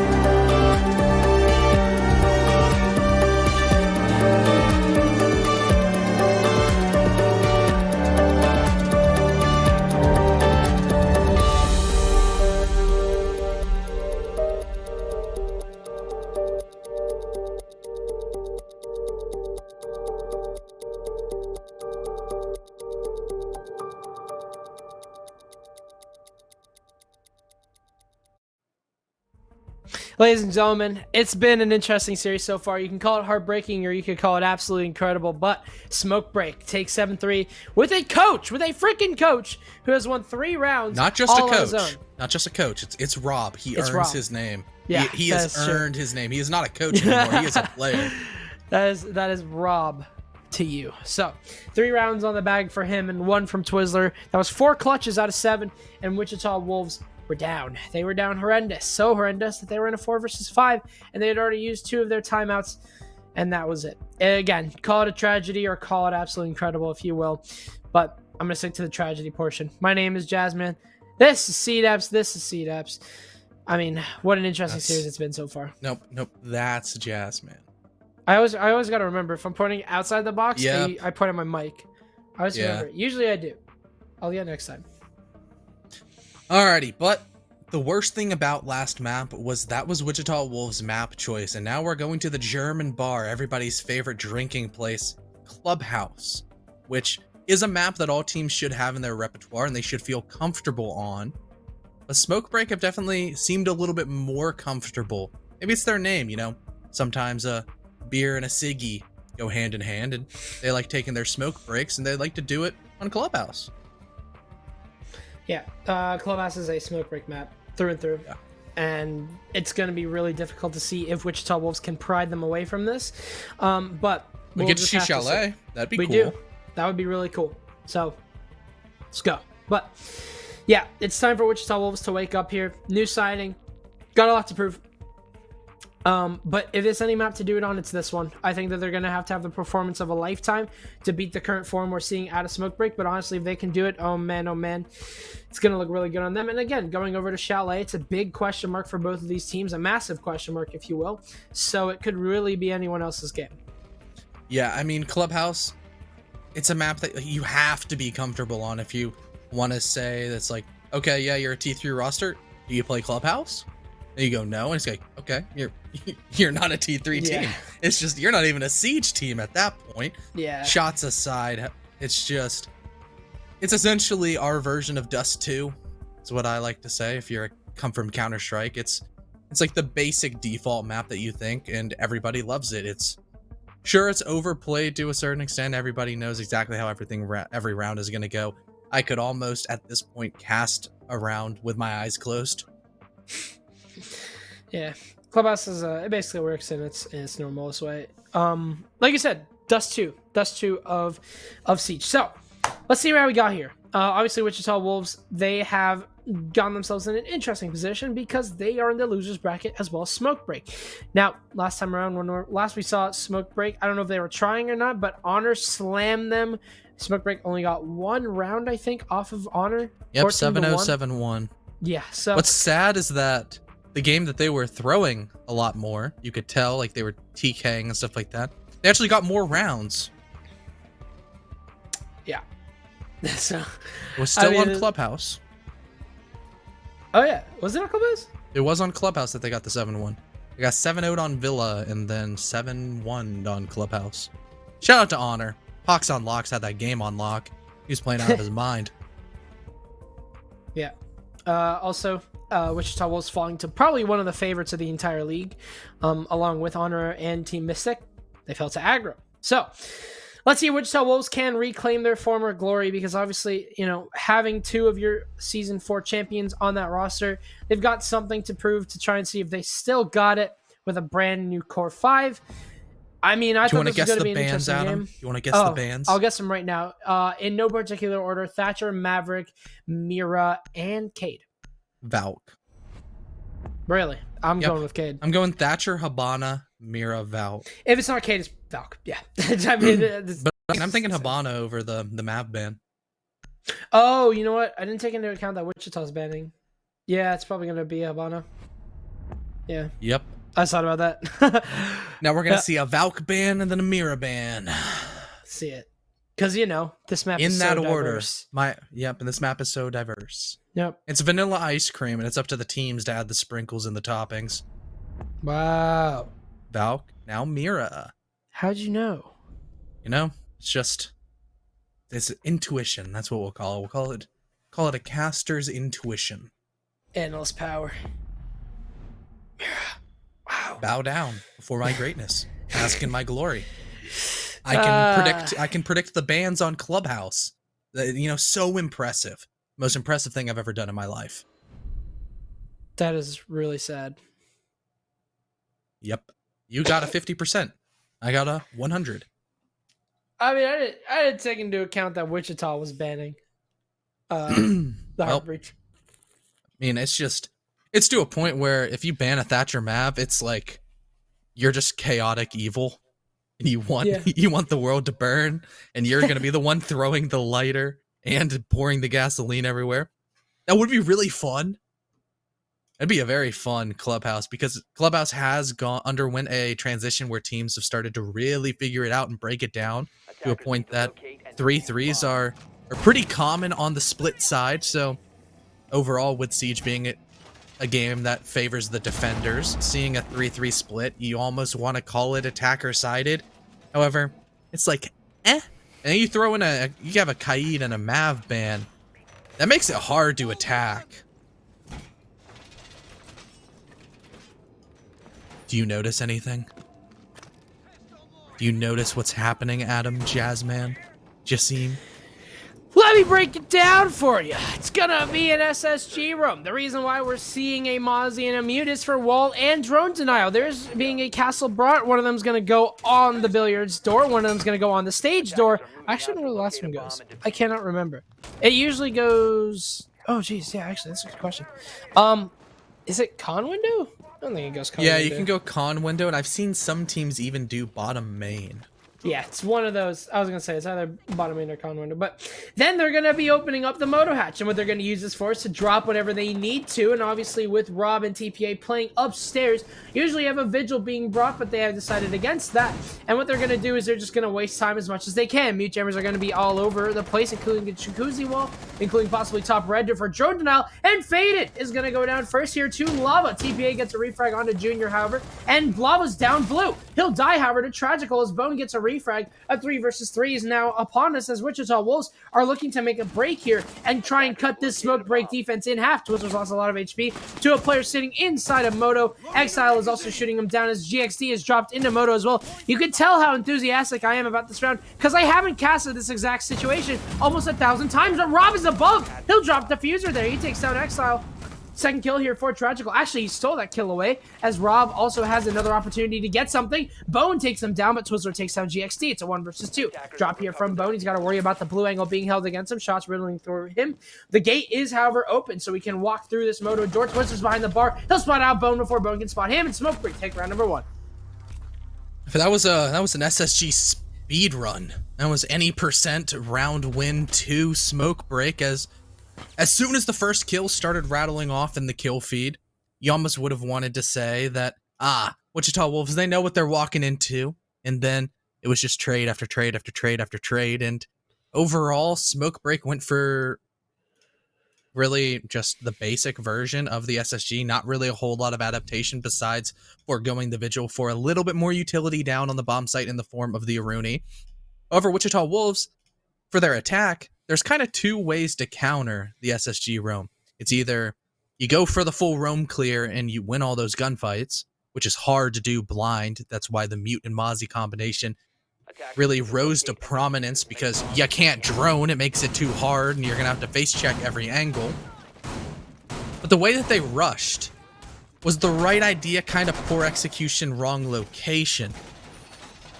The main Achilles heel of that strat is blue and dirt. That's the fastest ways you can get into the bomb site and try to lock out the defenders from the only bit of map control that matters. You can give them the first floor, you can give them the second floor. They can just kind of F off, if you will. They can just kind of twiddle their thumbs and look in horror as all of a sudden the yellow text goes across your screen. Wichita Wolves planted the diffuser. And there's nothing you can really do. You're going to have to be the attacking team, which isn't fun. And for Wichita Wolves, had they rushed blue or rushed dirt or some combination of both, as opposed to just rushing kitchen hall, could have been a completely different round. Sure, they got their frags, but at what cost? Yeah. So the rush, I mean, like you said, good idea. But as cliche as it is, poor execution. Fortunately, they kind of gave away too many picks there. But anyway, Michael, Exxon, gonna be working on this wall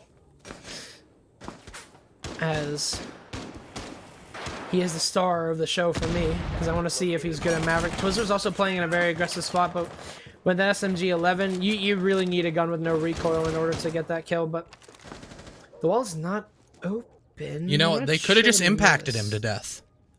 Oh yeah, I think I see the part that he's missing. It's literally the part that he was looking at. Junior, on the camera, we're gonna see bloody murder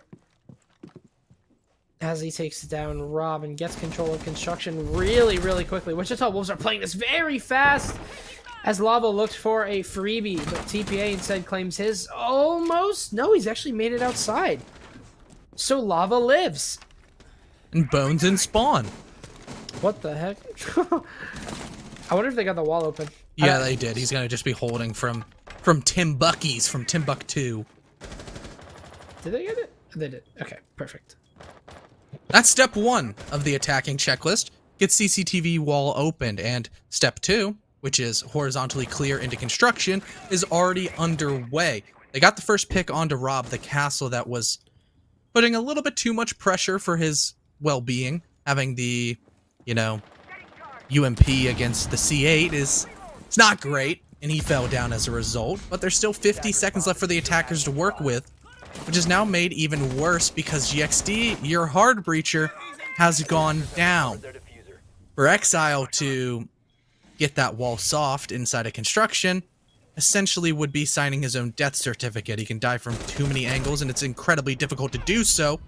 But an even more difficult shot will be Junior landing the body shots on Detragical. That lava falls to the hands of TPA as it's a double flank, but triple kill for Junior will make that impact negligible. The Toxic Babe canister is going from top red as now the crossfire is being established from garage as well as those rotate holes. The stun coming through with perfect timing allows Junior to jump in as he goes for his quad. He's hungry for the ace. A single more kill will deny him of the feat so far, but the pre-fire doesn't matter.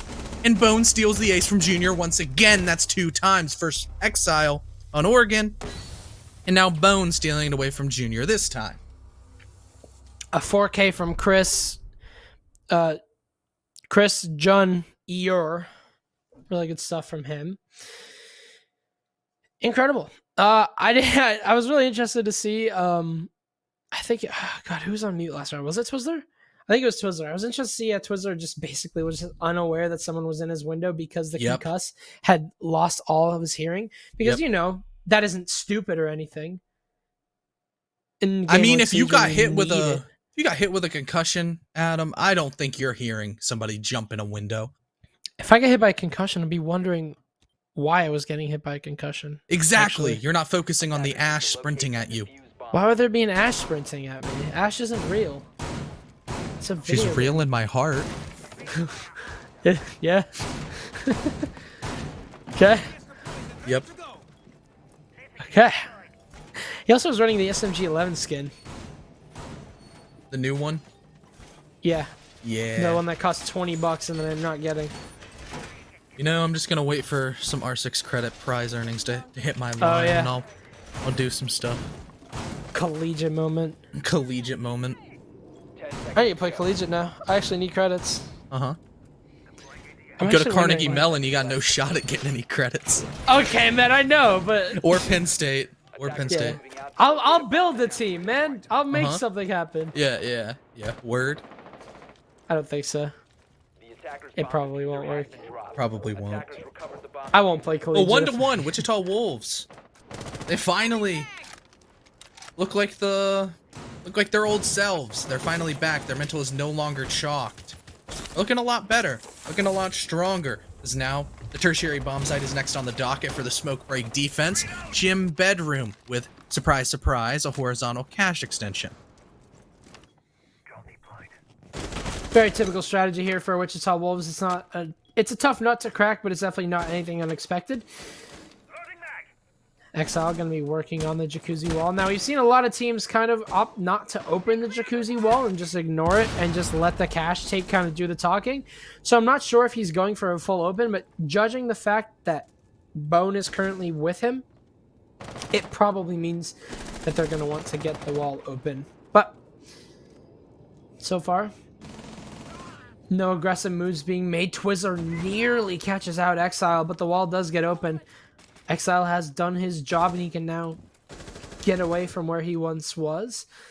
Play a little bit more safe.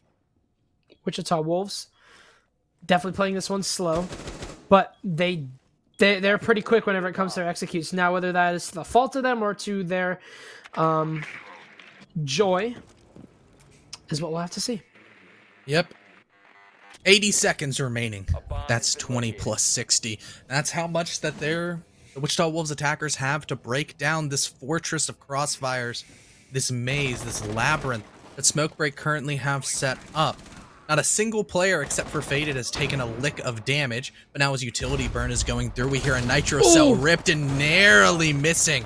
But it's now a flurry of kills back and forth, both going into the orange way onto Smokebreak Jr. and Exile. Both of the players over towards the Jacuzzi Breach, fall in the blink of an eye. Now it's even more of an uphill battle as the time keeps on ticking away into the side of the defenders.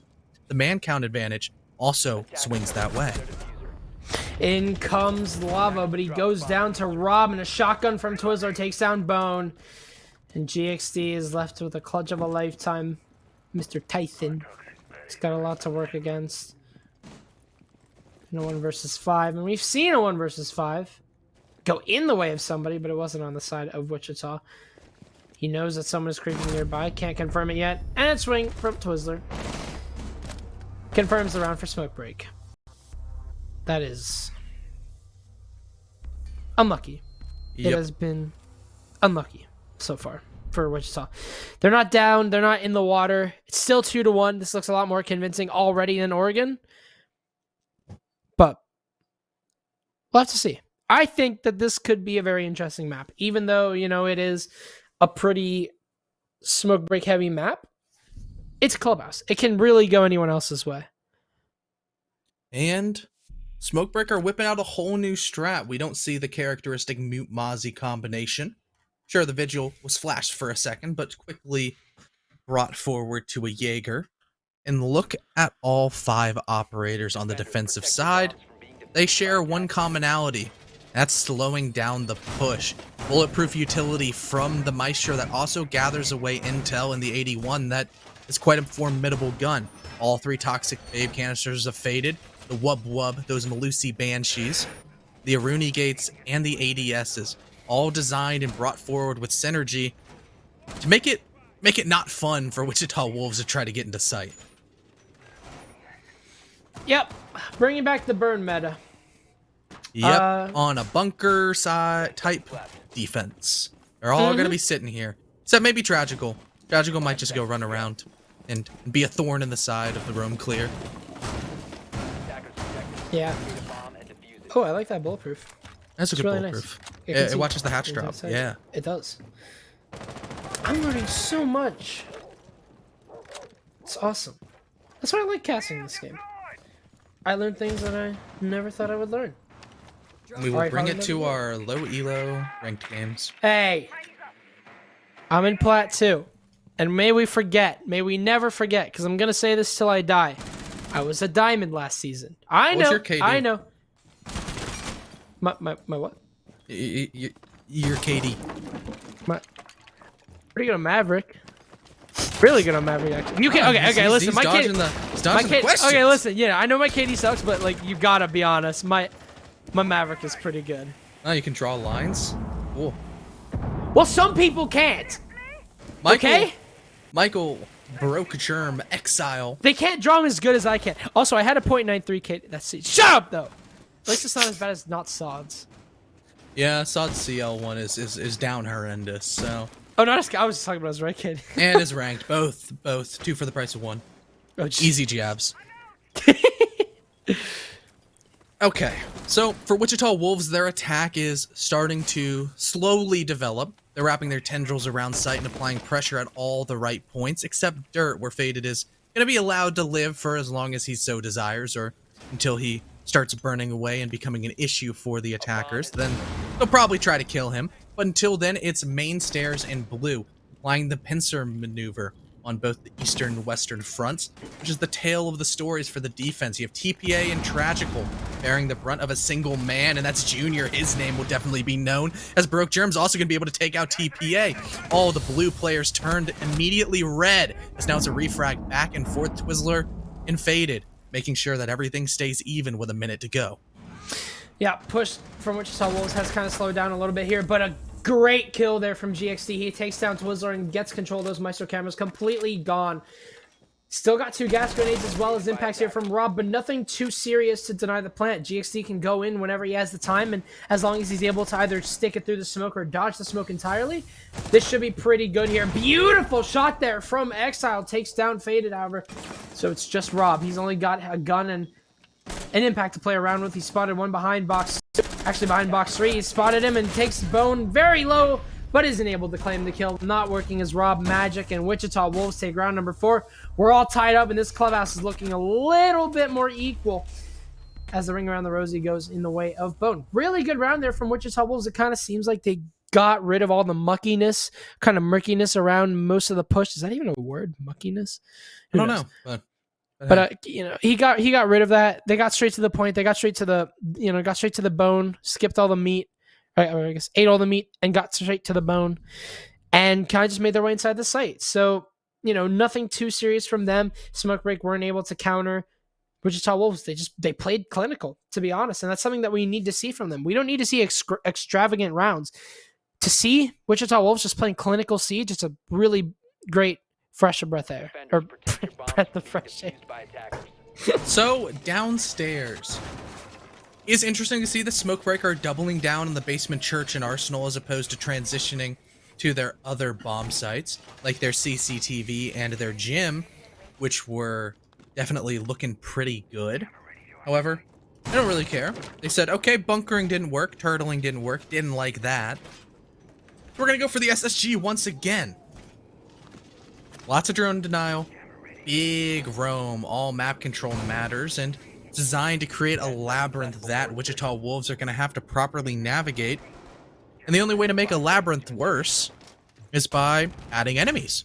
Adding people with guns sitting in corners that you're not going to be able to drone because of the synergy of the mute jammers and the Mozzie pests, designed to make droning, like life, an expletive. Enter in whatever you want. Maybe a female dog, if you will. Yeah? Yeah. What's that called? A female dog. You want to know a fun fact, Adam? What? So SSG, the team that this roam is named after, guess what they call it on their strat sheet? What? The Roam. The That's the official name of the strat. It's just called the Roam. I was kind of like thinking about that like at some point in my life. That is confirmed. That is confirmed Is by it? an SSG analyst. It is confirmed called the Roam. Shout out Drew Spark, SSG analyst, very good friend. Tragical. Oh, I thought that was tragical, but even more disgusting is TPA gets away with one. Bone, though, equally as beautiful shot. Threading the needle takes down TPA. And that's one, third of the roam gone. Off the back of TPA. Swinging here from Bone. Oh, my goodness, he's not losing his ones. As Junior takes down Rob. Faded, however, trades 3 versus 2. Wichita have half of the round to play with, as well as a man advantage. But, oh, my goodness. Faded. He can choose between B1 or making his presence known by breaking open that billiards castle, which is unfortunately working against him, and they know that he only has that option. Faded's just going to play patiently. He's just going to wait for Wichita to get comfortable and almost let that thought slip their mind. For Lava, he could just sit here and wait. And Wow, doesn't matter because Bone doesn't care. I was going to say he can just sit there and hold B1 for the rest of the round and then take their 2-on-1 on site, but they're going to get that regardless. They're making their cake and eating it too. But they still have to go through Twizzler. Quite the snack, the red licorice. So he's going to try to make everything bleed red. Bone falls at the hands of the Roni as now the breaching is occurring, but GXD with the AK-12 stands strong and wins his ones, the ice in his veins on the clutch, will take the lead for Wichita Wolves. Wichita Wolves having a lead for the first time this entire series, and they're looking reinvigorated. It looks like their mental is not yet chalked, and Clubhouse is going their way. But especially, Clubhouse, it's one of those maps where it doesn't matter what side you're on. It can be even no matter what. And especially with bans like this that are oh so common, you're going to be able to play around these just like you typically would. So, can we put this to Wichita Wolves playing better? I would say yes, but not too much just yet. We still have to see a lot out of them. They have still got a lot to push against because obviously Smoke Break, powerful team. They can come back. Their mental, well, I would say it's usually not chalked, but history says otherwise. And in general, they've just been in the lead. But we can give some credit to Wichita Wolves where it is due. Bone is playing absolutely insane right now. Same with Junior, the entry duo. A few days ago, Junior was on toggle aim, and now he is, I hope, no longer on toggle aim. He is no longer on toggle aim. He is now a hold to aim gamer. Let's go. Everybody should be. I don't get the whole toggling thing. You're just trying to be different. Yeah, it's like those. It's like the Visco girls that are quirky. Just doesn't work. What is this hold? I know I've seen this before. I like this. I do. It's a lounge hold, which in an ideal situation would be cool. However, with the way that Wichita Wolves are attacking this, if history repeats itself, is a con split, and that castle barricade with the Aruni gate headed over towards the Wolf door will block off any stage hatch pressure that Smoke Break could be trying to implement. You know, you can throw a nitro up through, you can just shoot the Maverick if, once again, history repeats itself and GXD falls early. But it is still interesting and always fun to see new strats be put onto display, especially on a map that can be described as stale, like Clubhouse. And Twizzler just got a jump scare of his life as he wanted to challenge the Maverick and then realized, oh no, they broke my castle barricade, and I was about to die. He was about 5 milliseconds away from death. So Wichita, obviously the lounge hold is cool, but at the same time, you're not going to be sending Bone down there in most cases. He doesn't need to get anything off the wall. Just because there's a jammer there doesn't mean it stops Maverick, which is, you know, the most key important part. Now, had they gotten the opening pick Maverick onto has no counter. Maverick has no counter except one thing. Impacts. Impacts. Damage, yeah. Damage is the only counter to Maverick. So, you know, had Exile gotten the open, gotten open death, very likely that lounge hold would have been really good. But right now, it seems like it's dead air. Could come into play later whenever these players decide to rotate over into stage and then look up the hatch. That can be really powerful, but they also... but I don't know how easy that's going to be, considering that Exile does have a flank drone. Swing from Twizzler, can't claim Junior. All 5, well, I was going to say all 5 men alive on both teams, but it's only Smoke Break now that have 5 men up. As Twizzler swings and takes down Lava, he's still holding a very aggressive angle, so he's going to probably fight for his life in this position. And Wichita Wolves, they're going to have to be careful. Yeah, Twizzler's starting to heat up, but as soon as we say that, he goes ice cold. Broke Germ, Exile claiming another victim and evening the man count right ahead of the execute phase. There's only 30 seconds left on the clock, and Exile can start pushing in Condor, trying to get that hand down. But that's a beautiful pre-fire onto Tragical's TPA, also falls at the hands of Bone. More pre-fires away as GXD will claim another victim onto Faded. It's just Rob, always had been, and now a 1v3 post-plant pending situation that will never come to fruition. The Maverick of Exile having a hell of a round. 3 kills to his name, all of them impactful. Will now secure the 4-2 attacking split for the team that struggled on their attacks on Oregon, proving that they can still do it on Clubhouse.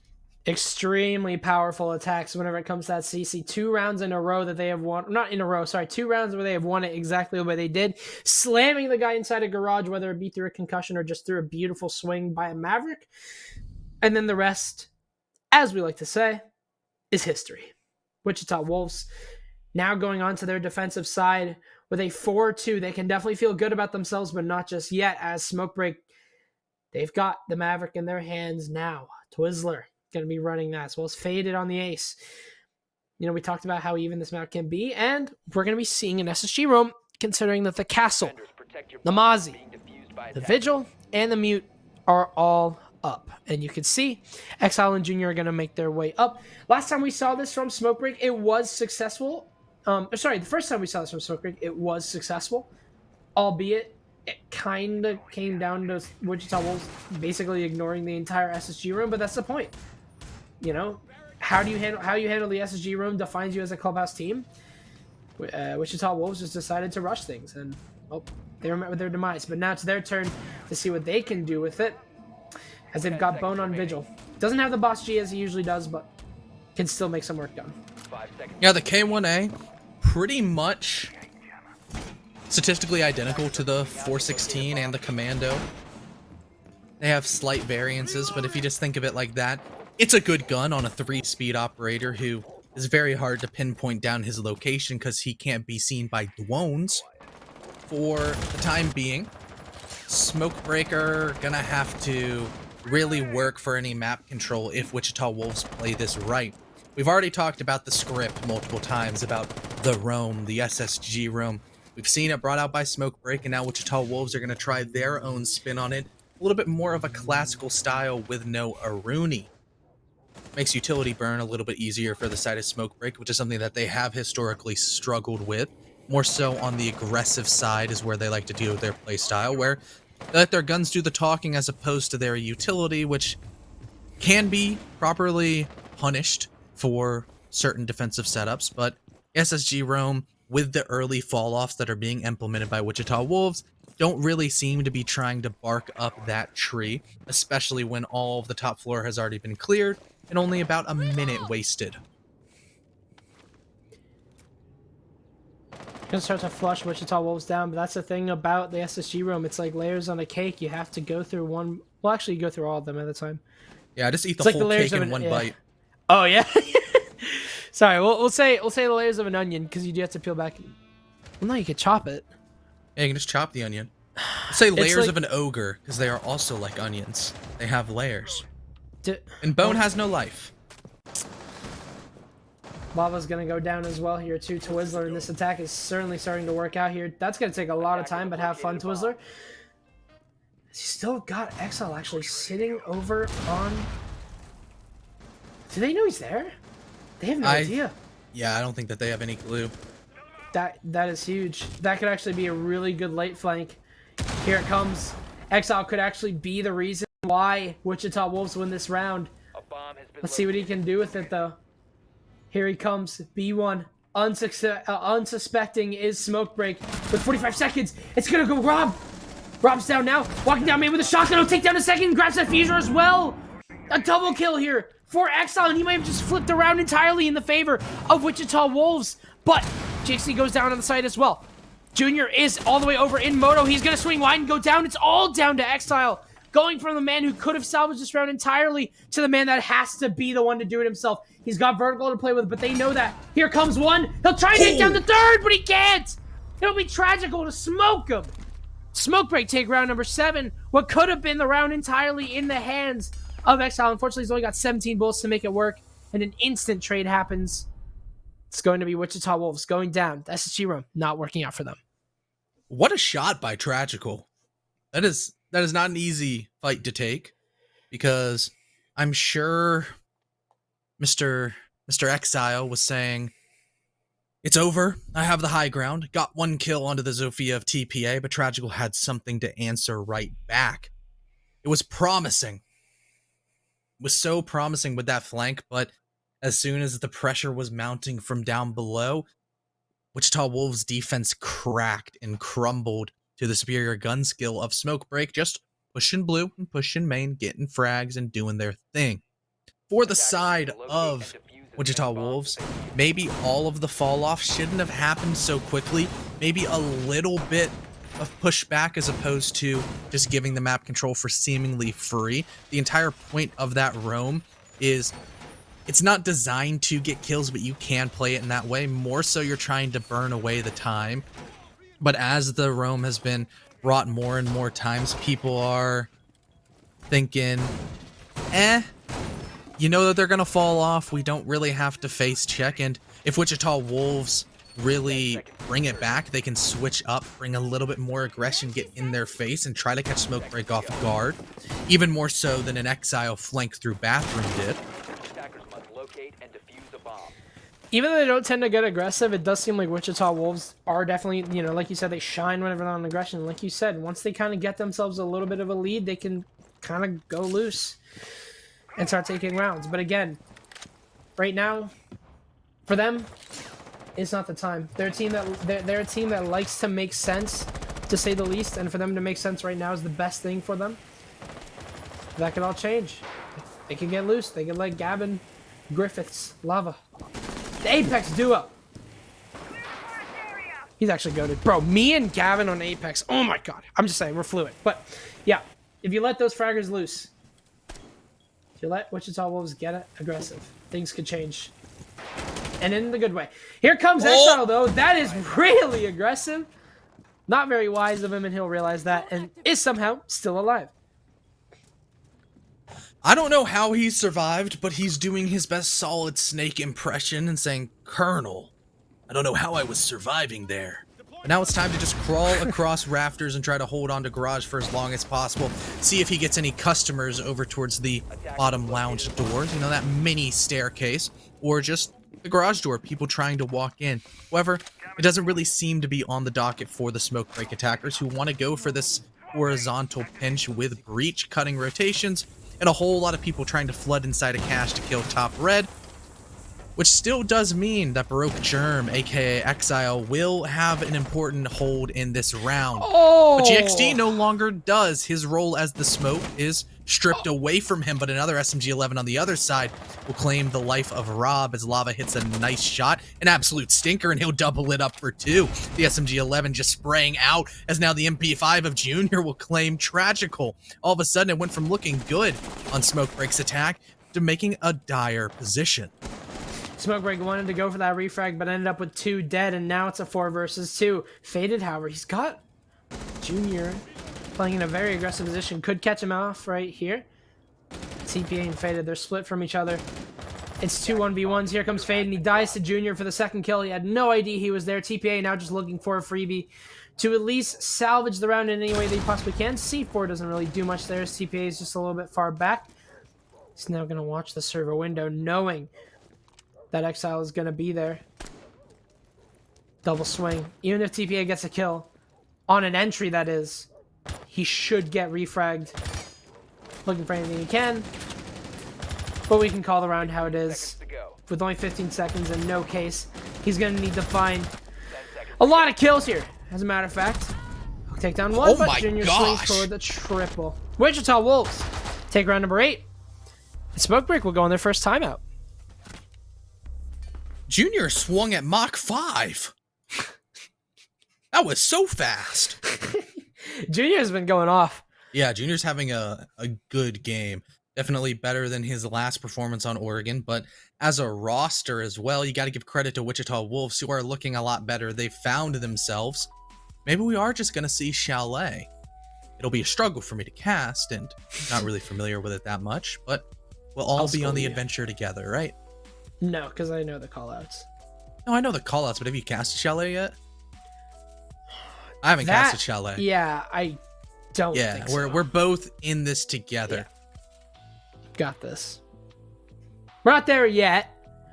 We're halfway there. But looking good now. Nothing's very. Gonna get in Wichita Wolves' way. You can tell that the confidence is starting to flow through them because they're getting really aggressive. Well, not really aggressive, actually. Well, yes, sort of. No, yes, kind of. Yeah, yes, no, maybe. I'm kind of upset at you, Adam. You didn't pick up on my Big Time Rush reference once again. Oh my God! You made a Big Time Rush reference and I didn't pick up on it. I did. What did you say? I said they're halfway there. They're looking good now.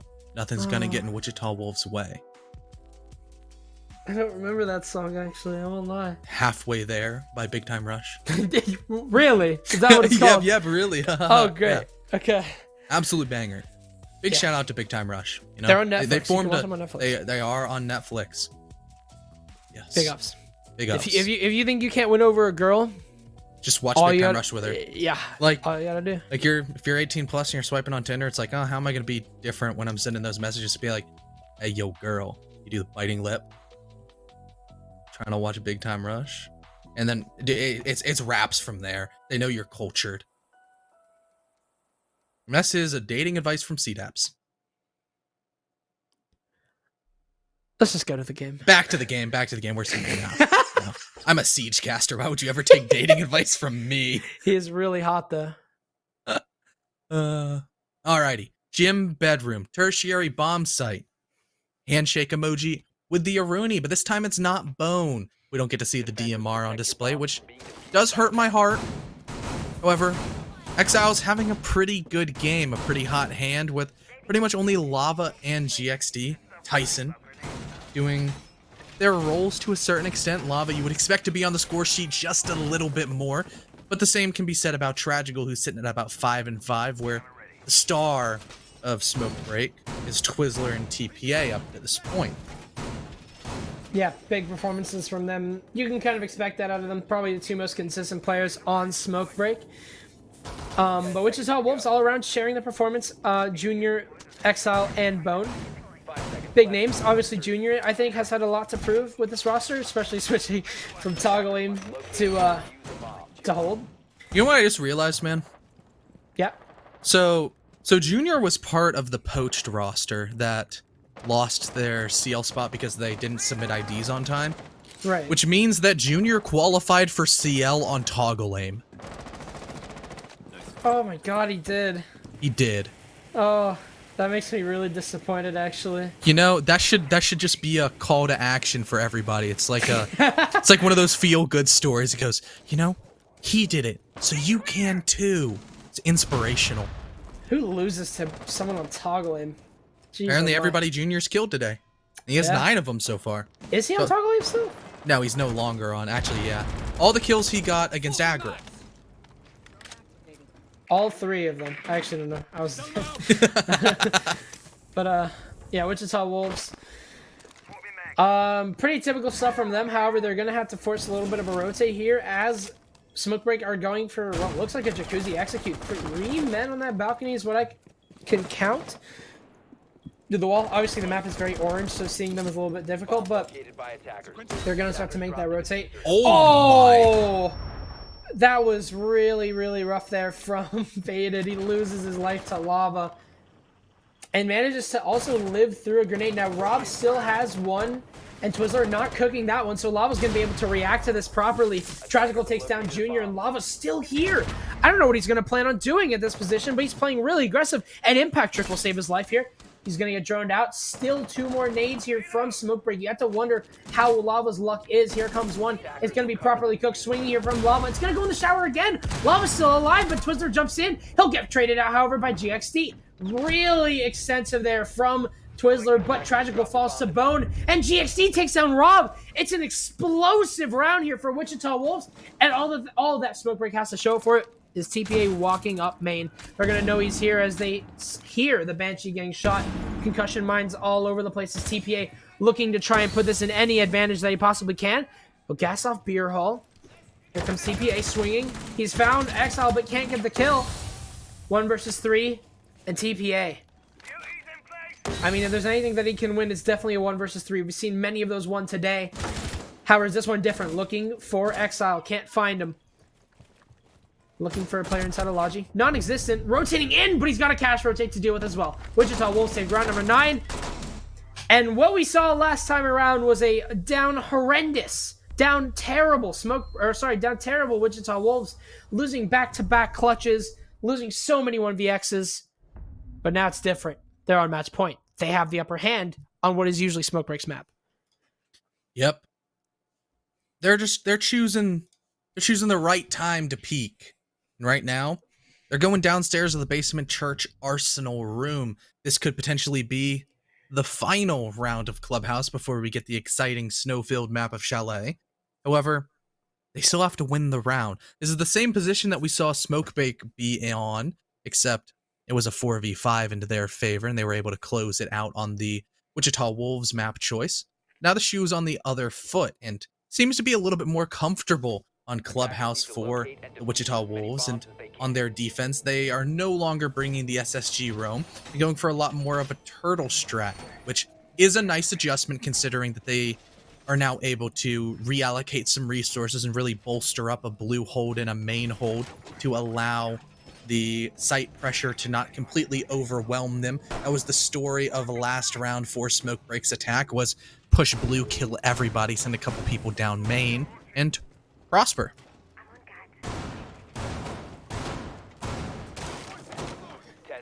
It's not going to be, like you said, the SSG room. Very typical stuff. But is that enough? Is it going to be just a normal old play around your players turtle strategy by the Wichita Wolves? So, here's the question if I am Wichita Wolves. What is Smoke Break's plan? Smoke Break are a very fast team. They can get things done in the blink of an eye. You can already see Tragical's making his entry. And he just, you know, it's only 20 seconds left and they're inside the building. They're a very quick team.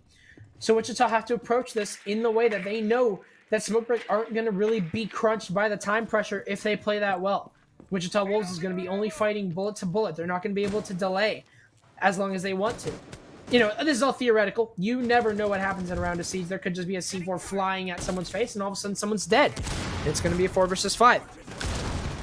I was really hoping that one would have landed because it would have been so cool. That would have been really good. But with Rob already applying vertical pressure and the Moto hatch being opened for Smoke Break, they've properly read into what Wichita Wolves are bringing to the table. Mainly, no off-site pressure. And now as Junior's challenging those vertical angles that we just touched upon, he's taking a lot of the life away from Rob, who is significantly more quiet than he was last time on Oregon. Maybe what am I looking for? The beginner's luck is wearing off, and for Wichita Wolves, they're starting to feel a lot better. Half the round down, and now the blue pressure will start to commence. The typical utility burn and removal of those pesky banshees over towards the staircases will also be coinciding with the drone intel and stunning of Bone. He's still trying to take this gunfight despite being significantly at a disadvantage, but it's a double swing. That lava's gonna hit the shot, and it's 2 more as Bone and GXD throw their hat in the ring as well. Junior with refragged from Twizzler's cool, calm, and collected hand might have come just a little bit too late, as it's currently a 4v2 situation with Wichita Wolves on match point. Rob sitting bottom main looking for a pick, can't get it though. Trying to get that one tap, but he can't. Lava with a shotgun takes down Twizzler. And ladies and gentlemen, we're going to Chalet, baby. You don't know the callouts, let's walk you through them.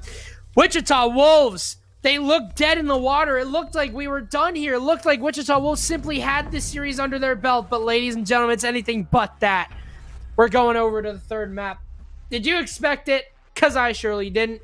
Wichita Wolves are reinvigorated as we move on to probably what is going to be one of the most hotly contested maps, if I don't curse them, and one of the biggest question marks of this entire series.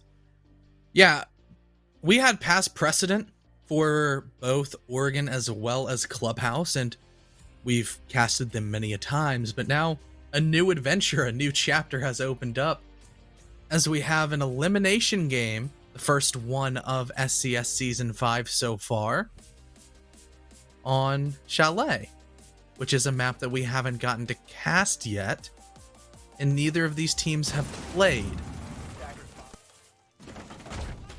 I'm intrigued, to say the least. Yeah, this is going to be one hell of a series here.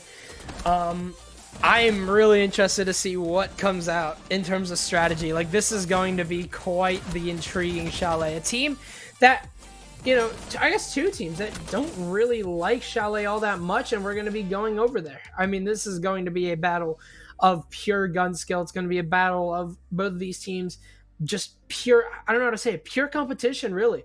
No this attacker sided, no that attacker side. Well, Chalet's it's very attacker sided. Yeah, but it's Chalet, It's like, it's a Chalet that both these teams don't practice that much. It's going to be pure siege, I think. Like, this is going to be insane. It is very attacker-sided, but we'll have to see. Yeah, I mean, Chalet, it's a very pretty map. It's very aesthetically pleasing with all the snow and the hills and the trees. However, it's just one of those really intricate maps that feels so much larger than it actually is. Yeah. It always lends itself to a really fun play style, and you really have to scrape the bottom of the barrel for the strats that you're going to be employed to try to just scrounge any defensive rounds that you can possibly get. I can't wait for us both to be saying that it's very attacker-sided, then see like 5-1 defensive splits and have to just throw away all of our siege knowledge. While you're here, we're not wrong at this very second. Yeah, we're not wrong right now. We're not wrong. It is No. attacker-sided. Stats are proving us right. You see like 5-1 splits in Pro League, and the map just came out. Yeah. I mean, this could be anything. It could be. It's really going to come down to site rotation. Like, are any of these teams going to be comfortable playing bar? Are these teams, going to force downstairs? Like, what's going to happen whenever it comes to that defensive side? Because obviously, the basement side hasn't been coming off as a very favorable site so far. That could change in the blink of an eye, but yeah, look at the ratings here by Bone and Twizzler, just putting up insane numbers. 80% cost, +5 and +7 on entry. Like, jeez. Sorry, on KD. Yeah. Plus 2 on entry from Twizzler. Very beautiful. Yeah, pretty much what it came down to is Twizzler did his best, but the rest of this team, you could almost say, let him down. Or, I guess we'll give it to the credit of Wichita Wolves, where the rest of the support players definitely stepped up. Exile, GXD, and Junior, they were the difference makers on this team, where you kind of have Bone and Twizzler cancel out, and still your average skill for the map of Clubhouse still swings in the favor of Wichita Wolves, where even though both of these games went the same score line, there were definitely two different stories where overall Wichita Wolves definitely won that map, but to the same credit, they didn't have to go for the crazy clutches and the insane highlight plays that Smokebreak were finally bringing forward, where you could almost make the argument that, oh yeah, Wichita Wolves were just throwing on Oregon. I don't want to say that, even though they made some massive mistakes. I more so want to give it to the credit of Smokebreak taking advantage of those aforementioned mistakes. So I'm definitely really excited for Chalet. I think it's going to be really interesting. Yeah. I mean, this is going to be like pure Siege. This is going to be Siege at heart, and it's Chalet, baby. Newest map to the pool. And what a way to send us off. Map 3 coming up very soon. Don't go anywhere. We've got an exciting map 3 ahead of us.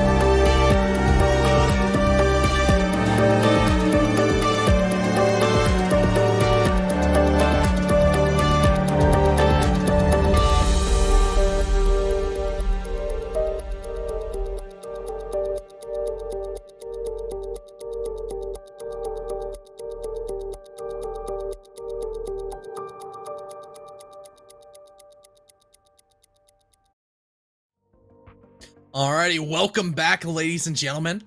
We had map 1, 7-3 Smoke Break. Map 2, 7-3 Wichita. The one fun thing about that is that it was the inverse of the map choice, where Smoke Break took Wichita Wolves' map choice, Wichita Wolves answered by taking Smoke Breaks. But now that means we have the decider. And it's not just any decider. It's Chalet. This is going to be exciting. I'm actually really excited about this. It's old Wichita versus new. It's Smoke Break versus Wichita Wolves. It's Challenger League versus T3. It's basically your SCS Season 4 champions versus the guys in the Marlboro sponsored, not actually, shirts. So this is going to be oh man. Yeah, we kind of saw Wichita Wolves. They were just not looking good. They simply were not looking like themselves on Oregon. They just looked like a completely different team, and their mental was right about here. They come out on Clubhouse. So close to breaking. They come out on Clubhouse. At first, it looks close, but then they just run away with it. And now we're here. This is a genuine smile on my face. I'm so excited for this map. Oh my good God, here we go. Alrighty, let's do the bands. Thatcher. Hi, Chris. Thatcher. Think Band. so? Sledge Band. Ooh. Mira Band. Malusi Band. Or actually, nope. Scratch the Malusi Goyo Band. Well, Never you're mind, I'm already wrong. I'm wrong. Dang. See, Wichita keep banning out this Nomad. See, that was the No. thing, that they banned it on Oregon, but they didn't take advantage. No. And it was actually Smoke Break to bring the Zero, which Zero was an excellent operator on this map. I mean, in all fairness, Oregon isn't one of those maps that you take a lot of advantage on whenever it comes to flanks, mainly because they're very dangerous. Like, very dangerous. When they work, though, they work like a charm, but they're very dangerous. Chalet, on the other hand, you got a lot of deep flanks. You got a lot of deep flanks you can work with. And like you said, the only way to really get around on defense is to have the upper hand as much as you can. Like, that is not an exaggeration. You just, no matter what, as long as you have the upper hand, I mean, it looks good for you. It doesn't even look guaranteed. Like, that is how attacker side of this map really can be. Yeah, I did not do well on the bans. Should have seen the foresight of Valkyrie, because pretty much all of Chalet is destructible, which is why I was thinking maybe a sledge ban, because that'd be really cool. Be really fun. Cool. I think Buck would really feel at home on this winter wonderland that we know and love as Chalet. However, the Goyo also being brought because for the defensive side, you have to have deployable shields. There are too many angles that the attackers can get to pinch out and clear roams that it becomes so difficult to even string together a single round. Wait, Morocco's here. Oh, man. That actually changes a lot. That does change a lot. And he's on Jackal, which is an operator that is designed to help the roam clear, which is already easy on Chalet, which you would almost want to say that it'll make it nearly impossible for Wichita Wolves to feel comfortable in their offsite pressure. Oh, not the glare. No way, man. Unlucky. Usually it's mute jammers, but on Chalet, it's the new map. It's just the entire map. It's the reflection with bloom on all of the snow. It's unlucky. Chris, our observer, is having a very hard time trying to. There we go. That's actually really smart. Just stay away from Big Garage. We don't need to worry about that side of the map. He might be the worst heist partner in all of history, but he's not terribly stupid. Give him that at least. And you know the best part is that he's not in our team speak, so he can't speak back. He cannot hear us. He cannot clap back, which is very fun. Oh wait, no, he is in our. Oh, he is here now. He immediately clapped back as I said that. All right, Wichita Wolves got a lot to prove on this defensive side. It's not the best of things, but we can't, it is an inherently defensive-sided game, so you can't call it off just completely. You can see Lava's going to get forced down. This is a very intriguing strategy being run by Wichita Wolves. You can see that they're playing, I think, 2 people. No, that's just 1. They're playing people and reinforcements on the 2nd floor. Wow, they have a hatch drop. That is also very interesting. That wine hatch kind of works in one way where as an attacker, it doesn't really matter if you drop that hatch, you kind of just die. But as a defender, that's actually very smart to have that open as long as it doesn't come back and backfire. Wow. I'm really interested to see how this is going to work out. Man, I'm already loving this map. This is going to be so interesting. See, we've already seen in T1, in Pro League, especially the NAL, a lot of attempted master holds for the side of the defense to slow down what Smoke Break is trying to do, which is get lobby control, get like bar control and a little bit of kitchen, apply some vertical pressure to remove the players that you would see playing inside a small garage. Then you can get the breach open and maybe go for a plant where all you have to do is have lobby pressure to cut off connector and somebody on these blue stairs the TPA are trying to take. TPA doesn't know that Lava is right in the tucked corner. He's going to lose so much of his HP, but he's still alive and kicking with an M762 that can do a lot of damage. However, both players inside of blue still escaping with their lives as some jackal tracks are going and showing that, yes, the Malusi has backed off all the way to wine, valuing the life of in the gun as opposed to the little bit of blue pressure that seems inevitable to be ripped away. But nearly as that happens, some shots going through those slats, through the floorboards, the anti-vertical pressure onto the sledge will take away some of his HP. And there's only 45 seconds remaining in a 5v5. Man, this is, if I had to put my best guess, gonna be a hectic execute. The slats, they're not in this game anymore. They're like degen. Trades coming out here from both TPA and GXT, or sorry, TPA and GXT being the victims of such.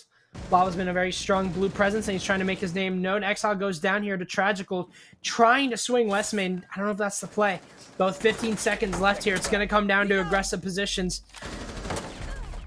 Swing here from Lava. He dies to Morocco, and it's just a kill fest here for Smoke Break as they shoot heads. Gonna be Wichita Wolves going down round number 1. Very, very strong execute there from Smoke Break. See, that's what happens on Chalet. As soon as all the pieces fall into place for the attackers, there just seems like nothing you can do as a defender. Every angle can be cut, every power position, which I'm putting power positions in quotations because they're not that powerful in comparison to other maps you would see where certain corners, certain positions are just so incredibly influential. You're still exposed to a couple of ways, and when you still have 5 people left alive with pressure on main stairs, pressure on backside with west main stairs, pressure on blue slowly mounting, you're just you're boxed. Not necessarily like a fish, but more so just in the position of a mime where you feel like there's invisible walls slowly constricting your movement and that there's nowhere you can feel safe and comfortable. And then you're just stuck in a barrel where you can't move and you're going to get shot by the superior weapons of the attackers.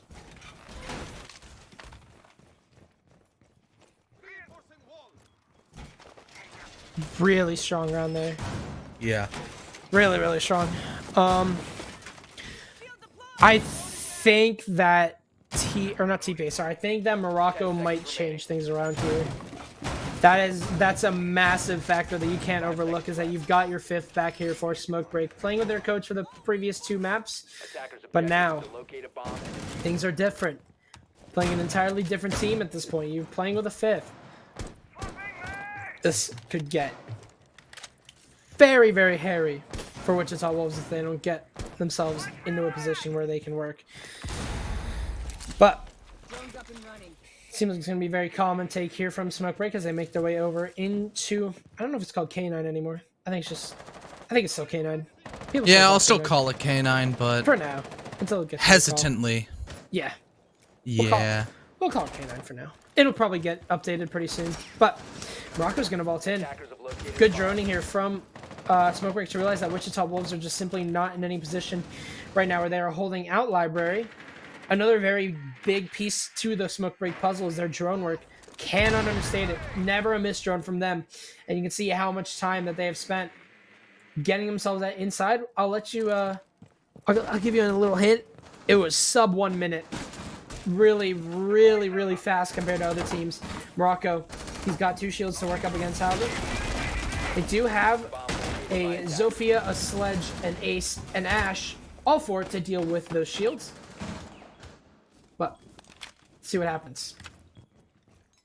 It's gonna be a little bit of a split take from K9 Balk as well as the horizontal clear from Library. Look at all those angles that the sledge opened. It's deep. They're cutting deep, just like the bullets of Morocco right onto the head of GXD.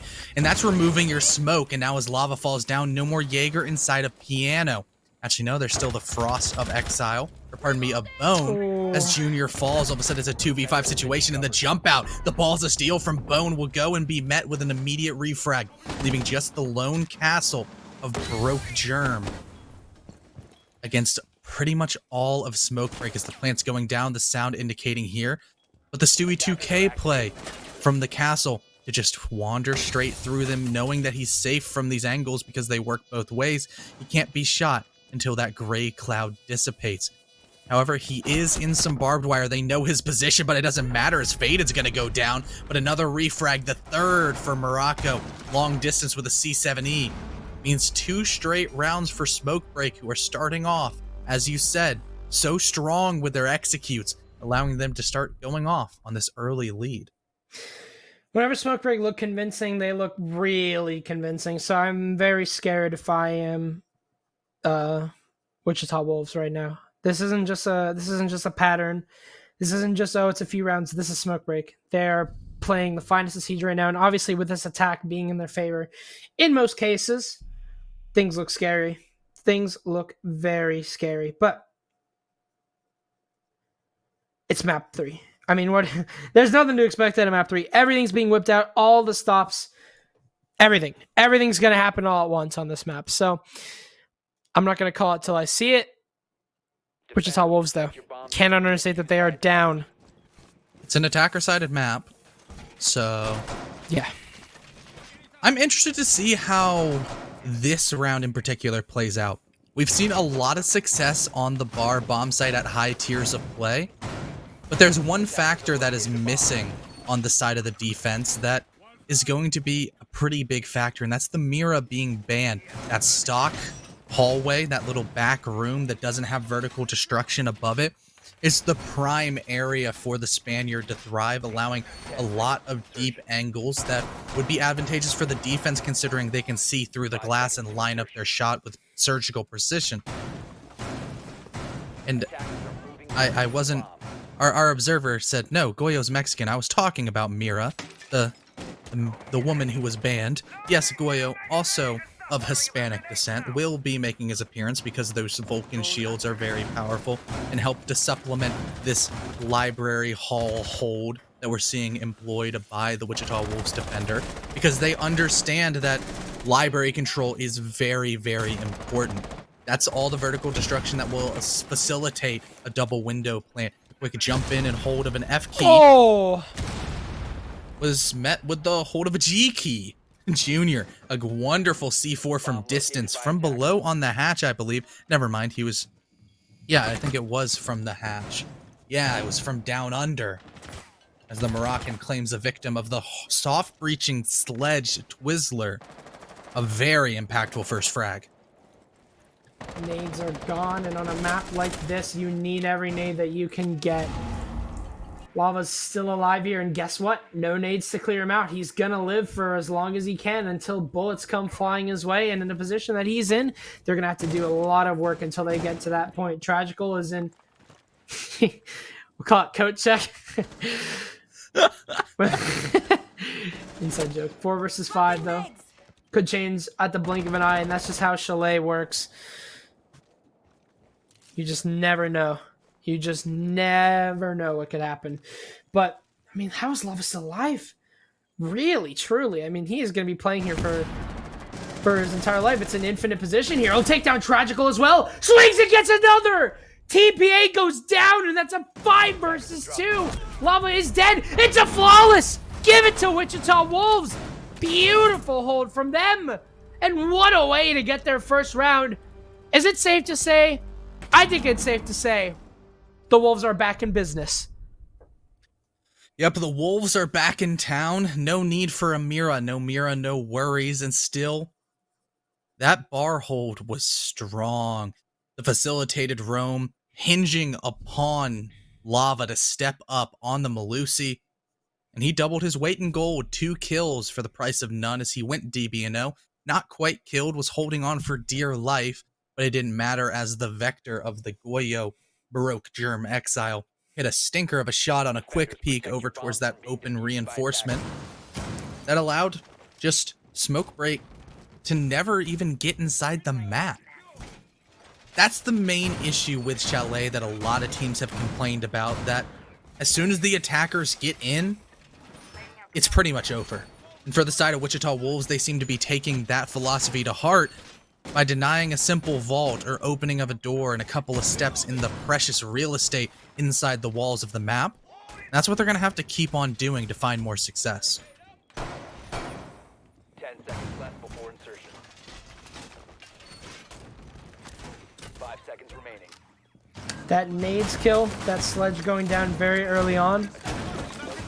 So huge for Wichita. But we're not done just yet. I'm really interested to see what's going to happen here with Wichita Wolves, considering the fact that obviously they're on a map that isn't so advantageous for them. To see them with a stunning performance like that, and the fact that, you know, we're in a position where they are not on the advantageous side, this is just not what we expected. Although Bar is a pretty good site for the defense. I think the only salvageable thing on defense. Not sure. TPA, really aggressive stuff here, getting himself all the way up the Solarium stairs. And Wichita Wolves, I mean, they're going to have to get forced back here with the many players that they have, or sorry, with as many players as Smokebreak have on Windows.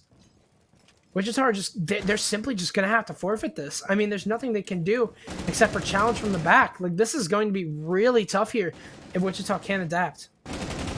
Yep, Junior's trying to get a couple of wall bangs, opening up long lines of sight for that AUG A3 to potentially do damage onto the Smokebreak attackers. The Smokebreak's attack has stalled out just a touch. They already have a good amount of map control. They're knocking on the door of the master bomb site. There's still angles opened up in a power position that Lava is holding, being towards the black wall of Piano, supplemented with a shield. However, that swing can be denied by TPA's precarious position on the window rappel. A really strong place nonetheless, but Tragical just getting a hit and run, running straight on into Piano, taking out the castle of Baroque Germ Exile, and then getting away, still left to lick his wounds and be in a nice spot, but Lava reads it perfectly. The pre-fire onto the deep corner will net him a frag. Make sure that everything stays even as the breaching of the bathroom wall, that closet breach. I was struggling for the words, man. I don't know this map. There's only 50 seconds left on the clock.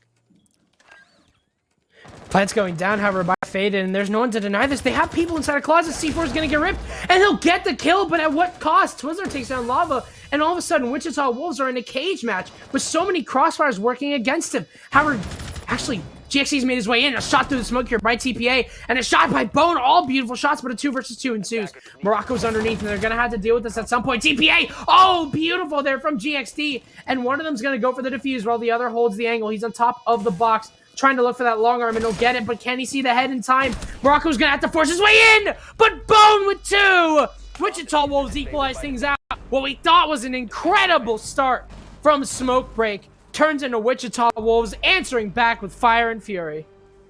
Fire and Fury is almost an understatement with how lethal that retake was. You had 2 players playing Repel and 1 player down below. That is a formula that every attacking team would salivate as soon as you throw the word post-plant into the mix. Almost nearly unwinnable for Wichita Wolves, but they shrugged their shoulders and said, who cares? We're going to challenge those deep, hard-to-reach positions, pick up every single one of those kills, and get the counter defuse with 2 bodies still left alive. Bone, looking like a surgeon with the accuracy to pick off those heads from pretty much every single player, putting the team on his back and allowing the tied scoreline that you currently see at the top of your screen. There's still a whole lot of siege left to be played. 2 more rounds on the defense for Wichita Wolves, where if they win another one, you would have to say that they're in the driver's seat, because a 4-2 split is something that's almost rare on Chalet attacks. Yeah, and big plays there from Wichita Wolves. That's definitely what they need. Now, a lot of people, whenever whenever you say someone just went around because, oh, this guy got a 3K or this guy made big plays, it's kind of a controversial statement because it's like they only won because of that. But honestly, if Wichita Wolves can keep reproducing those massive plays that they sometimes can, especially from guys like Bone, from guys like Exile, hell, from literally everyone on the team, they can all make big plays. If you can keep reproducing results like that, I mean, it doesn't matter if it's oh, we're just winning around because of big plays. Yeah, If you can keep making those big plays, it's part of a strategy. If you can recreate that, you're a good team. That's what Wichita Wolves need right now. 2 big rounds from them, especially big play there from Bone, slamming TPA off of master window and also Morocco underneath. It's a recipe for success in Wichita Wolves right now. Both teams actually look really good. C4 by Exile looking for an opening pick. He's gotten Tragical down to critical levels of HP, but he wasn't able to find it. That could come back to play on later, however, it's Tragical. You know, as good as he can be sometimes, with only 20 HP, he's got to do some magical things to keep his life intact. Yeah, Lava is fighting for his life in a coordinated pinch, but somehow finds the lack of pressure, as now Twizzler's trying to apply it via the drone hole, going away onto the ankle, but TPA is going to be able to fall Bone. No more Jaeger, but his ADSs live on as the top library stairs roam clear. And that's 1 kill, and also the footsteps of the Goyo. Twizzler also able to fell Lava. He got away for just a little bit longer, but he was still marked for death as Twizzler, the man of Smoke Break, the most consistent fragger we've seen in this match, is starting to heat up, and that could be worrying for the Wichita Wolves. As Twizzler's going to go for 1 more again. Down goes Junior, and Exile falls at the hands of Morocco. It's just GXD in a 1v5, and he's not even going to get a single kill. Flawless round for Smoke Break as they answer back with a strong showing of themselves. Or Wichita Wolves. Yeah, Wichita Wolves just never got anything going. This basement site they've got to do something about this. You know, basement site is rough, man. It can be. It definitely can be. That's the thing about basement right now. Obviously, this map isn't very established as of yet, but still, like, even though it's not established, you gotta win your basements. No matter what, I still think that basement is going to be probably either at least your tertiary bomb site. For a lot of teams right now, it is their primary or secondary, but I think that's going to change pretty soon. Once Chalet gets a little bit established, because honestly, Trophy right now, not very strong. Not very strong at all of a site. I don't think it's ever going to be, because it's just very linear. It's very linear, very easy to take. You have to do a lot of things to make that site viable, and all of them take a lot of effort, and it can be really difficult. So, at some point, gotta refine that basement site. But one site that even though we saw a flawless round from Smoke Break last round, guess where we saw a flawless round from Wichita? This exact site, Bar and Gaming, a very successful site for a lot of teams.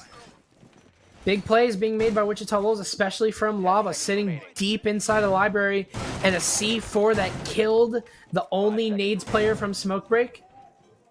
Yeah, that round was doomed from the start for Smoke Break. Let's see if Wichita Wolves can recreate what they did. It's like a scientific experiment, like scientific method. Got to be able to reproduce it in order to make sure that it works.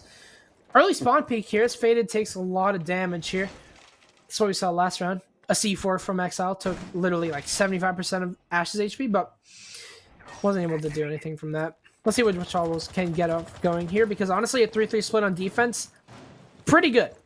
Yeah, pretty solid. I think the coolest thing about this site is Lava getting a double run out. What? Wow. That right there could already be the round into the favor of Wichita Wolves. Calculated aggression is definitely going to leave Morocco and Tragical punching their desk in frustration. The point I wanted to make is that you could almost draw a parallel of this site to Reading Room of Cafe, because they can be held in a very similar manner, except you just don't have to worry about white window behind you. You only have to worry about the windows on the horizontal front, and from down under on the vertical is going to be Junior saving the life of poor Baroque Germ Exile, as now it's a 2v5 situation. TPA and Faded both already taking a little bit of damage, TPA a lot more. But for the positive side, both Lava and Exile are a couple bullets away from death, and they can start clawing their way in. And taking out Junior's a great first start. That's one of the players on 100 HP, now put down to 0 as a bullet goes right through his head. The Norwegian hard breacher that we know and love as Ace, some call him the Hamburglar, comes equipped with a very good gun. as now some utility will get burned away. The Malusi Banshee is no longer going to make those horrible bass boosted sounds and slow the movement of the attackers, as they're trying to ramp things up, crank it to 10, and peak some angles that they definitely should be. Faded, able to fall and remove one of the C4s that we can now hear was pre-placed, and leaving all of the plant denial onto the side of the smoke as lava falls. It's a 2v2 situation. Sure, TPA and Faded are still worse for wear, but they have almost all the map control they need. They can go for this window plant. That's what they look like they're going to be setting up. TPA losing a fight to coat check. You know why we call it what we do, Connor. But Faded going for this ace on ace. As he plays for Polar Ace. No, he doesn't. And it's casted by the Ace of Pyrite. There it goes. Well, you ruined his chances. But anyway, Wichita Wolves. I mean, credit where credit is due. Faded. Massive round from him. What was almost a very tragic round for Wichita Wolves, as they brought it down to a 2 versus 2. And honestly, all props to Smokebreak. They actually made it inside the building this time, because last time around they were dominated from the outside, but almost turning against Wichita Wolves. But the play was made, and Wichita Wolves are now up 3-3. Now the reason, they're even 3-3. Now the reason why we said that this, winning on defense 3-3 is a good thing for Wichita is just how attacker side of this map really is. So honestly, for Wichita Wolves, this is looking great. It is looking stellar, fantastic. Can they convert it, however? Can they converge? Can they keep their mentals up? And can they keep their heads up is the real question. They're fighting for their playoffs lives here. They're fighting in the lower bracket. And if they lose, if they slip up and make one mistake, especially on a map like Chalet, where those mistakes can really start to pummel you, things could get really hairy. But we're still 3-3. This is exciting. This is really exciting. This is where you separate the boys from the men. This is where Wichita Wolves can put a couple of hairs on their chest by showing what they can do on attack of Chalet, the definite preferred side, but not necessarily in this matchup. That's what separates the good from the great. The good from the great. That's a great way to put it. You know, you're skimming off the cream from the milk, the creme de la creme, if you will. Getting dangerous. Getting fancy? Here, we're getting saucy? Oh. Yes, you okay. are. I mean, as soon as I whip out the French, people just start going, oh no. It's scaring me. I don't know what he's saying. Ferme is so upset right now. He's probably he's 5 punching beers the air down. because I don't know. He doesn't know how to speak French, even though he lives in Canada. Probably should. 3. He's a Russian, man. Yeah, we don't have to talk about that one. We don't have to talk about that one, Jazz. Yeah. we want to keep Ferme around. He's cool. Alrighty, let's focus on the strat of Smokebreak. It's a similar vein to what we saw from Wichita Wolves, where they want to hold on to kitchen and dining for as long as possible, and put that in with pressure on towards trophy. A couple of nice angles and corners can be held in this position, mainly the crossfire established with Twizzler, as he can just deny the trophy window jump in, which is definitely where Lava is setting up, and wants to deliver a couple of fatal blows towards the roamers that are really halting the progress of the Wichita Wolves attacker. They're burning a good amount of time, but now as Exile has made his way in to library, or pardon me, into office, he can apply the vertical pressure, which will be the undoing of Twizzler, and most likely that roam. Junior takes a lot of damage. Blue on blue. Ash is screaming, "Stop shooting! Blue on blue!" But it doesn't matter, as that was an explosive, not a bullet. And 2 players on Wichita Wolves don't have a lot of HP to their name. Yeah, I was going to say, Morocco's in a position right now where he can make a really big trade happen on this West Main Stairs, but I think he's going to opt to rotate back and forfeit those winnings. As yeah, like you said, Exile on very low HP right now. He can't afford to make a mistake. He's just going to use his utility. Very smart of him. Don't get too aggressive. Just let the team handle the vertical pressure. C4. No, that might have been an imp. Nope, that was a C4. That was the only C4 alive on the side of Smokebreak going down. Nice tracking. But Wichita Wolves, I mean, they're looking pretty set here. They're looking pretty solid. This mid-game is looking good for them. But as I say that, GXE loses his life. Tragical swings up blue. Second on to Junior. A kill we really shouldn't have gotten. But he's going to try and converge! A 3rd kill for Tragical. But Lava makes his way down main stairs. He takes down TPA off the angle. 2 versus 3, and Exile's on very low HP, so if there's anyone that can win this right now, it has to be Lava. He spots out the Jaeger of Morocco. Morocco without any option. He's going to have to stay where he is. Nade's going to be baited out here by Tragical. Waiting for that swing, but it doesn't matter as Tragical claims his 4th. Looking to get the 5th here is Lava on for a 1 versus 2. He's got to deal with Faded and Tragical. 3 gas grenades. Here comes Lava. He's got to worry about Tragical inside of blue. He's got his back face towards that. He takes down Faded, but Tragical's actually upstairs. He's going to look to deny the plant as Lava's going to stick it. The vertical holes aren't going to see him. Lava's going to be able to get this down in time. It's going to come down to an ace here from Tragical if he wants to win this. Lava also been having a good round for himself. Ping's coming on out. Not sure for who, but somebody knows where somebody is. They're both in very tucked positions. Lava's not going to be able to move from this. He's got a drone hole. Oh no, I didn't even realize that. Lava's looking the wrong way as well. He's going to space inside in blue, and he'll deny the ace! It's Wichita Wolves for round number 7!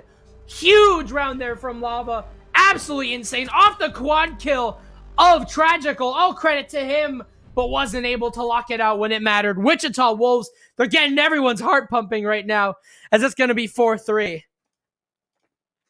You know, I just have to think that because of the charm Lava was running, he won that. Because he's a little bit of a scientist. He's a little bit of a scientist. He did one of the funniest things I've ever seen. He got his team out of a pickle. That 2v4. Really well done. That even though Michael was not on a whole lot of HP, he was able to apply just enough damage onto Tragical, who was admittedly on a heater. Absolute heater. 4 kills. Vector, red dot. That would even make Asian jealous of how well he was controlling that recoil and how much he was hitting right into the forehead of the attackers.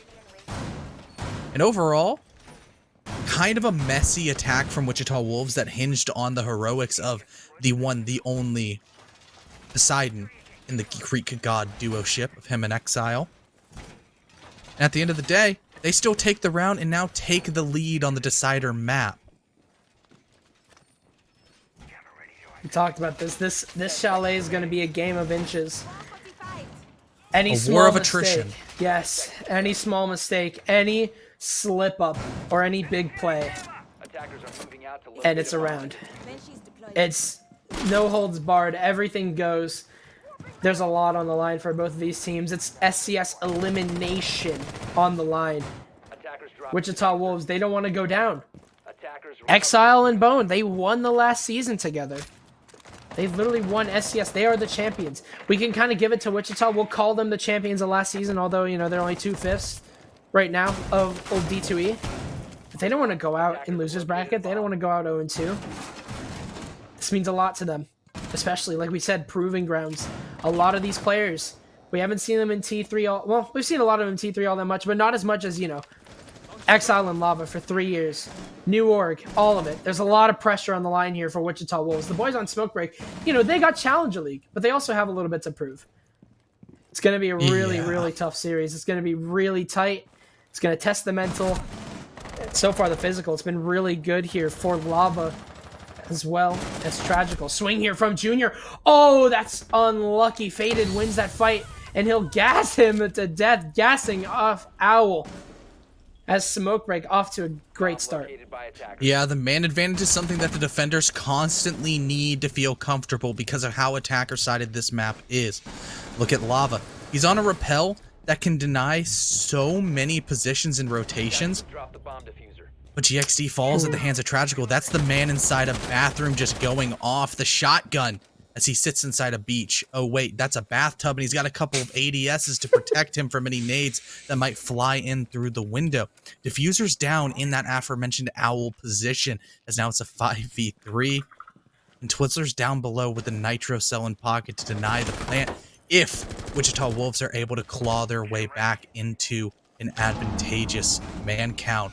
Now as Faded's going to answer back onto Lava, that was the big window player. That was the man cutting the rotations, and it's all up to Bone and Exile, the remaining members of Down to Earth, and now it's just Exile. It's 50 seconds. He's going to take the tactical timeout. Smoke Break did not give a single centimeter of map control to Wichita Wolves, and a really impressive defensive showing to bounce back from that heartbreaker of a round we saw in round 7.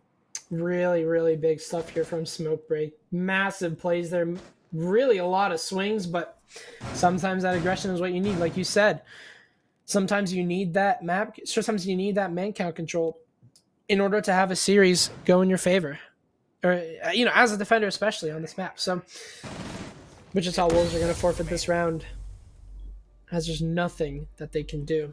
10 seconds to go. Smoke Break are... Smoke Break are not 5 seconds left. in any position to lose this. So, the question now is, where's Smoke Break going to go? You have run out I'm of assuming time. that they're going to be going into bar, but they also have the choice of going downstairs. Now, downstairs has, mixed reactions, I would say, for Smoke Break. A 4K from Tragical wasn't able to convert into a round win, surprisingly. But it wasn't a site that they lost because, they were bad. It was just, they kind of gave up picks. It wasn't because the site was bad, but they are going to choose to go into bar gaming. Definitely the advantageous site, I would say, in this scenario. It's a new site, Wichita Wolves, they're not going to know how to play around this just yet because they haven't seen Smoke Break play around it at all. Chalet, again, a brand new map. You can't expect teams to have information on how these teams play. You can't bet that Smoke Break played Chalet and scrims against Wichita Wolves. So Attackers need to it's an unknown. It's a really unknown variable here for Wichita Wolves. They're going to be pushing in to a brand new site with a brand new way of setting up things. Now, obviously, they have experience from playing it themselves, but it's Smoke Break. They're a completely different team. Yeah, and I can already see one very drastic difference for Smoke Break's defenses as opposed to what we saw Wichita Wolves bring to the table. A whole lot less shields. Yeah. They're not going to be just playing whack-a-mole behind those giant metal slats that people like to just sit behind and take gunfights. Instead, Smoke Break have the confidence to just, 5 seconds remaining. do whatever they want. They can just take gunfights wherever. That's the strength of the Smoke Break roster, where they're going to be wild. They're going to be unruly on the attack, on the defense. And they're going to start swinging things. They have now cracked the formula. The age-old question of how do you defend Chalet? You don't let people inside the map. That was actually, Wichita Wolves did it last time, and then it was Smoke Break's turn. Not letting them set the map at all. So, the Wolves looking for a library side clear. Obviously, you gotta worry about all angles, and you also have Twizzler playing underneath, so that's going to be a variable that they're going to have to watch out for. It's a dynamic variable. You call that a dependent variable. As Lava takes down said dependent variable off of a really, really aggressive position being held here. Not sure how, actually, Lava got away with that, but the Wolves have drawn this out and will realize that there is nothing that they have to worry about until they hit that library corridor. And you can see Lava's already making his way over there. Tragical playing top mezzanine. He's got a lot to worry about as well. As Wichita are wasting no time getting this aggressive start. They're going to have to burn some ADSs if they want to get rid of a single shield. That is a big factor that you mentioned, Connor, that there's only one shield. So all they have to do is do a little bit of burning, and then they'll be able to get rid of that shield fairly easily. But what Smoke Break are relying on right now is the strength in numbers. They're playing, I think, 2 people upstairs, all holding separate crosses. Yeah. It's a lot of single plays that Smoke Break are going to have to use to define the round into their favor. Nobody's really holding crosses, but they can converge at any moment. But Morocco, not in a great spot. He's just kind of uncomfortable. And now he's probably going to be comfortably resting inside a grave 6 feet under the ground as his head rips straight off his body. Whoa. But answered back, Junior and Lava fall at the hands of TPA. But Bone, on the flank inside a kitchen, is able to fell Tragical, leaving it just up to TPA and Faded, the 2 hard supports against the hot-handed Bone with a couple of weights in the backpack as GXD is struggling just a touch, but he's still doing his job. An extra gun will always help out into your favor. However, it's still a position easier said than done considering where Faded and TPA are. They don't seem to have an idea. Their drone work is coming up empty. And now, you're going to have to just kind of walk straight into sight and see if you can get the plant down. 15 seconds left. A swing from TPA doesn't go his way and Faded. He's been having a heater of a game so far, but he's got to work up against 2. A swing wide. He takes down 2, though. And it's all up to Exile. He has to move his way down and challenge a shotgun. Have Wichita Wolves just started? They have. Unbelievable. What the heck just happened? Faded with the 3K. Holy moly. This series. Wow. This series might have just flipped on its head in its entirety. A round that should have gone in the way of Wichita Wolves is won by Faded. What just happened? Oh Faded my goodness. happened. Faded had been waiting patiently for his single moment, struggling across both maps, and then said, I only get impact frags, and I'll get 3 of them to boot. All 3 going into his favor. The 1v3. And you can't help but think that might have just chalked the mental of the Wichita Wolves. Their attack looked so strong up until the final dying moments of the round, where the big players, the big supports, the Maestro, as well as the Smoke, with their utility and with their guns, were able to close it out and reclaim the lead for the defending team of Smoke Break.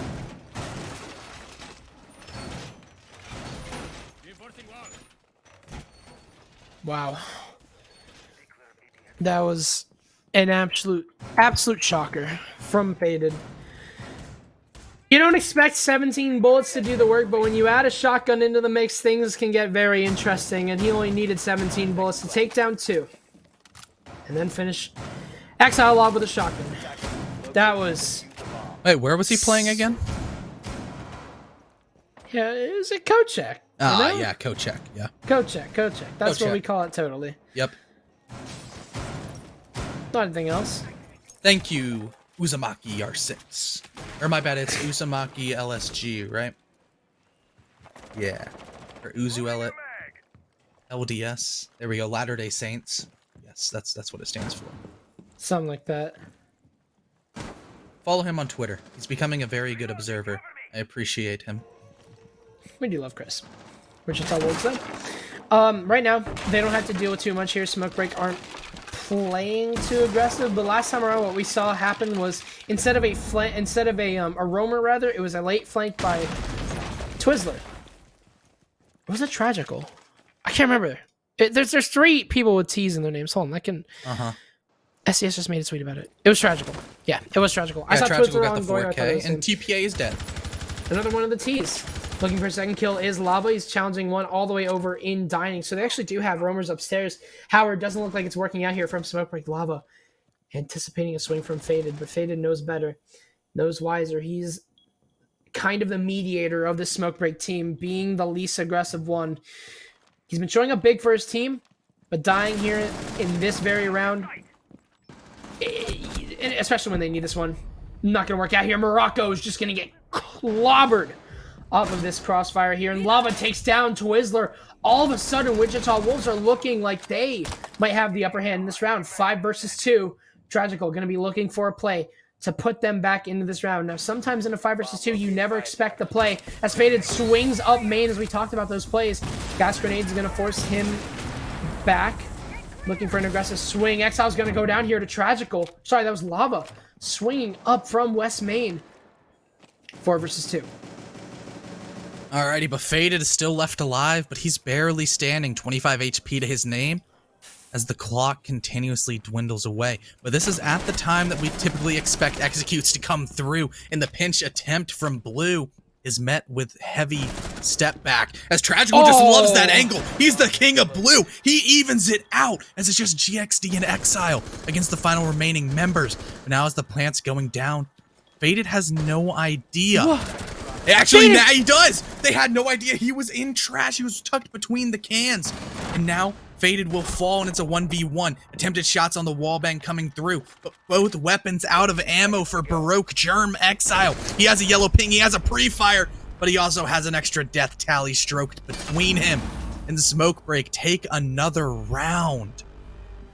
They're on match point. Tragical the 4K, and guess what? This time around, the round goes in his favor. That's 2 rounds! 2 rounds! thrown now by Smoke Break, and guess who was in the middle of all that? It was Faded. Holy moly.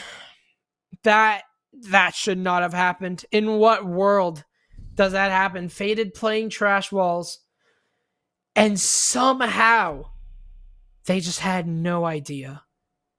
Exile had to reload both bullets, which takes a lot of time, and wow, this is turned swiftly against Wichita Wolves. Wow. I'm in absolute disbelief right now. Hey, Adam. Yes, Connor. Do you remember what happened last time on this bomb site? You know what Sorry. happened last time on this bomb site? Yeah. Flawless round for Smoke Break where Wichita Wolves couldn't even get in the building. And Yeah. now, this is the round, this is the bomb site that they have to break down in order to keep themselves alive. Their backs are against the wall. The only way they can go is to push forward. And it's going to be a tough ride. Wichita Wolves. 5 seconds to go. I mean, let's be honest. Throwing away 2 good rounds. Attackers must locate and defuse 2 the bomb. great rounds. One of them a 5 versus 2. And Tragical swung up blue for the second time in a row and got a 4K. But this time around, it was a 4K that set the sails for Smoke Break to win the round and blew the wind out of Wichita Wolves' sails. This has turned into an absolute shocking series for those watching. I mean, who would have expected 2 rounds, 2 great rounds? Again, a 5 versus 2. We can't forget that. Going in the favor of the team that was down 3 people. Only 1 round separates Smoke Break from eliminating Wichita Wolves, their previous org, Located by attackers. from SCS playoffs. And the first frag narrowly going into the hands of Lava. But it's a potato fest. Neither player able to land any damage. And both of them just kind of chilling on 100 HP. Sure, we can say that maybe the pants of Twizzler need to be changed after that jump scare. Who expects a Zofia all the way into the kitchen long haul 30 seconds into the round? But hey, he's still alive and can live to tell the tale for another day. Lava once again trying to push inside of kitchen, knows that there has to be a roamer or 2 somewhere, and he's narrowly missing, but he'll find his shot onto Morocco, making sure that the entry frag goes the way of Wichita Wolves, where they can slowly start to amass some momentum and maybe use it late round to overwhelm the anchors of Smoke Break. Lava is just watching this blue angle. He has fell to it way too many times. But Twizzlers is actually all the way over there. TPA takes down Lava. However, he's above the hatch. And Lava has no idea. Twizzlers. I'm actually really interested to see what Twizzler can do here. I feel like he's in a position where he either makes a massive play or just dies. And Junior, he's just running into West Main with no clue. Twizzler gets away with the freebie. Wichita Wolves. In no world are we seeing this happen. Attackers have located They're the bomb. looking absolutely demoralized. They're not looking like the team that we saw take that 3-3 half. GXE is going to drone out Faded. They know he's already there, though. He'll rotate out of bathroom. Faded has been having an absolutely incredible series so far. Nading Owl is going to find nobody. Here comes Exile trying to mask the sound of his vault with the shots, and he'll make himself inside.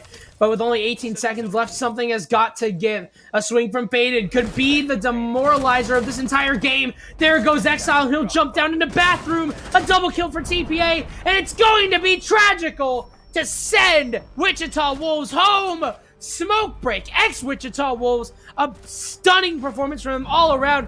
What a comeback from them. What we saw from Wichita Wolves, what was looking convincing, has been 3 rounds that honestly, Wichita should have won. I was just chuckling at the banger that Tragical dropped in chat, but more so was the frags that he was dropping in the kill feed. 15 and 5, looking so strong for his team, and definitely carried them to a decisive victory. It feels like for Wichita Wolves that all of those rounds were so close, but they lacked the final 30 seconds of each of the rounds in map 1 and 3. Early round, mid round, they looked great, but they just weren't able to get their decisive executes. That's definitely something that they have to work on as a roster, where Smoke Break, they just looked more complete. They were more consistent. They were more clutch. They just were taking their gunfights with more authority. They come out as victors. I mean, much like anyone else, I'm in pure disbelief. So many rounds that just should have been Wichita Wolves through and through, but they threw them away. That was, wow. I won't lie. I was hoping for an exciting series, and I think I got one, but that was somewhat difficult to watch sometimes. As Wichita Wolves, they just had so many rounds in their back pocket. So many people in chat can agree. There were so many times where Wichita Wolves should have just won, and they didn't. They were so close, but they just weren't able to edge it out. And it's a deserved win from Smoke Break. Overall, they were the better team, and the result follows forward on that. So big congratulations for Smoke Break as they stay alive in this grueling playoffs. And I believe they play against the loser of Aggro versus Honor in just a few days. That'll be a tough game. Smoke Break did not throw. Just remember that. They played really well. And yeah, when they actually try, they're a good team. Yeah, absolutely. I haven't casted them before. This is my first time, and I think it's safe to say that they definitely proved themselves for me. They didn't have a lot of proving to deal with to begin with. They made Challenger League, but definitely off the 7-1, 7-0 throw from Honor. You know, you kind of had a question mark over their head. Not anymore. Yeah, they answered the question. They were the truth, and let's look at these stats, because they definitely tell the full story a little bit better than our rambling can. And look at this. Tragical. Hell of a game on Chalet. That's his map. 15-5. Flawless on the entry. Playing Ash in mute and still rocking that 72% cost. Faded was relatively silent the entirety of the series until his team needed it the most. 10-6 +4 with 81 cost, 2 plants, and overall a great game. And it eventually was able to overshadow the really dominant performance we saw on Wichita Wolves coming from Lava. He was 4-0 on the entry. He was doing his job, but unfortunately the rest of the team was not able to keep up, and the entire roster of Smoke Break were firing on a couple more cylinders, almost full, for them to take this map. Yeah, we're here with probably one of the most influential players this entire series. It's Rob, the coach. Dude, Rob map 1 was... What's up, dude? Listen, man. What's going on? Have you been... Okay, I have to ask a very serious question real quick. Have you played comp before? Yeah, I played for like 8 months. Okay, well, it seemed like you've been playing for a few years. You're absolutely insane. You had a lot of clutches there for Smoke Break, obviously. Your highlight plays were all in Oregon. Man, take me through that entire map. Well, we pretty much went into it because we didn't really know I had to sub in until like an hour or two before, so we got like a little bit of a warm-up scrim in. I was warmed up a little bit, I guess, and then kind of just went into it. I mean, you looked absolutely stunning out there. Obviously, we want to go... I just want to ask personally, because I like hype. I'm kind of like that kind of guy. Gotta know, what were the comms like whenever you hit that 1v3 with Goya? It was just TPA screaming and everybody else yelling. That's about it. All right. Well, with that out of the way, I kind of want to get to the more serious questions. These are, you know, they're pretty like... They're kind of in line with all the drama that's been going around with your team. So if you want to answer them as broadly as you can, it's up to you. But going into this, obviously, you've had some scrim things going on, especially, you know, kind of burning on the timeline. Did that kind of affect you at all this game?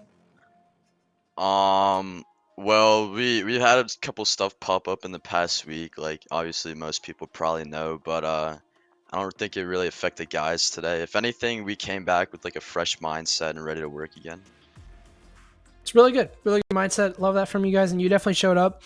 You looked very consistent throughout the entire game. I saw that a lot, especially you, my friend. You looked pretty good. But yeah, so going into this against Wichita Wolves, do you have any prep against them? Obviously, they're a very new team, but like, did you have anything planned for them? No, not really. Just a little bit of a warm-up scrim. So pretty much as much prep, I guess. That's what we did. I mean, I respect that. I respect that. So, Chalet, obviously, you watched from the sidelines. It was pretty intense. It was very intense. A lot of clutches, huge plays from Tragical. I mean, what are your thoughts? I want to pick your brain right now. I mean, obviously, a bunch of clutches. I mean, I don't like when it comes down to clutches, obviously, but when it does, I think my team is like full of playmakers and everybody can do their own thing. And as we've seen today, everybody's like able to make plays, big plays, and clutches. Like, just how we work, I guess. Yeah, definitely faded. Showed up there at Chalet. He has been very quiet for these past 2 series, but made it count whenever it counted. But that's about all the questions that I have. Connor, got any? You know, just the final question. Is there anybody you want to shout out? Your teammates? Anything like that? I guess I'll shout out my team. I mean, we kind of went on a smoke break last week with honor for those games. So we bounced back this week. Yeah, that's about all. Alrighty, thank you. Wonderful interview as always, and that's it for this play day. That's it for the final little glimpse of the lower bracket that we're going to be seeing. And this was a long day. Oh, we have stats over the entire series. Faded crawled himself back, sure. Didn't look too hot on map 1 and 2, and those stats definitely would have looked a lot worse despite his best efforts on Chalet. Still not horrible, not horrendous, but the star of the show so far is the 2 Ts. Guess we can throw TPA in there. He was close, but Tragical and Twizzler looking oh so good. 64 and 67% cost respectively on some pretty hard to play roles. Tragical, hard entry. Twizzler was alternating between some soft breach and some deep roam on the defensive side, still getting their frags. And just overall, a lot more consistent on the side of Wichita Wolves, hovering at averaging maybe about 1.0. But Tragical and Twizzler were the difference makers that Wichita Wolves were not able to keep up with. Yeah, a lot of smoke break definitely showed up here, and I think Morocco made a big impact just being there. Even though, you know, obviously his stats not the best, but to have your 5th and to kind of have that, you know, that synergy, you can't get it from anywhere else but your 5th. So really good stuff, and it definitely brought the best out of Tragical, brought the best out of Twizzler, and even though the stats don't show it overall, faded. I mean, good God, what a monstrous performance on Smoke throughout that Chalet map. All 3 of those men really really propelling Wichita Wolves, Smoke Break into that beautiful win. So, unfortunately, that is the end of the run for, I guess you can call it, your champions. They're gone. They're done for. They're no longer in playoffs, but Smoke Break. They're either going to have to play Aggro or Honor, 2 very tough teams. But now that we saw this performance from Smoke Break, I mean, this could be a really, really close game. But it's not today. It's all we had for you today. I've been Jazzman. This has been CDAPS. Honestly, the game has spoken for itself. Incredible series between these 2. Mental's been chalked on some places. Mental's been risen up on others. But we're all done here. Congratulations to Smoke Break for taking it 2-1, ending it all in Chalet. It's been a stressful, very, very interesting series. But we're done. Take care. Have a good night. Enjoy the weekend. A triple kill, but Sona Finn, he'll deny the plant. He needs 2 more kills. Oh my God! Sona Finn will find more! 7 seconds left, they gotta pick up the diffuser, but Tommy lines up both! Tommy with the 1v3! Device, misses shots, he's gonna have to go for the front. Oh, He pushes Dylan! on through! Dylan is better! Round 2, and there's another as Tyrant is finished off, and they all line up for Bone!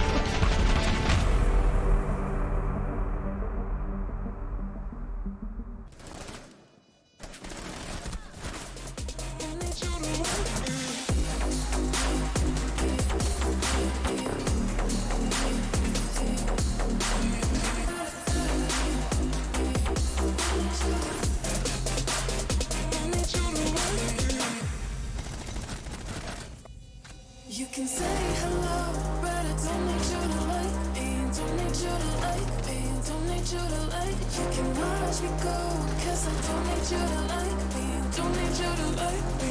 Don't need you to like. You can say hello, but I don't need you to like me. Don't need you to like me. Don't need you to like. You can watch me go, cause I don't need you to like me. Don't need you to like me. Don't need you to like me.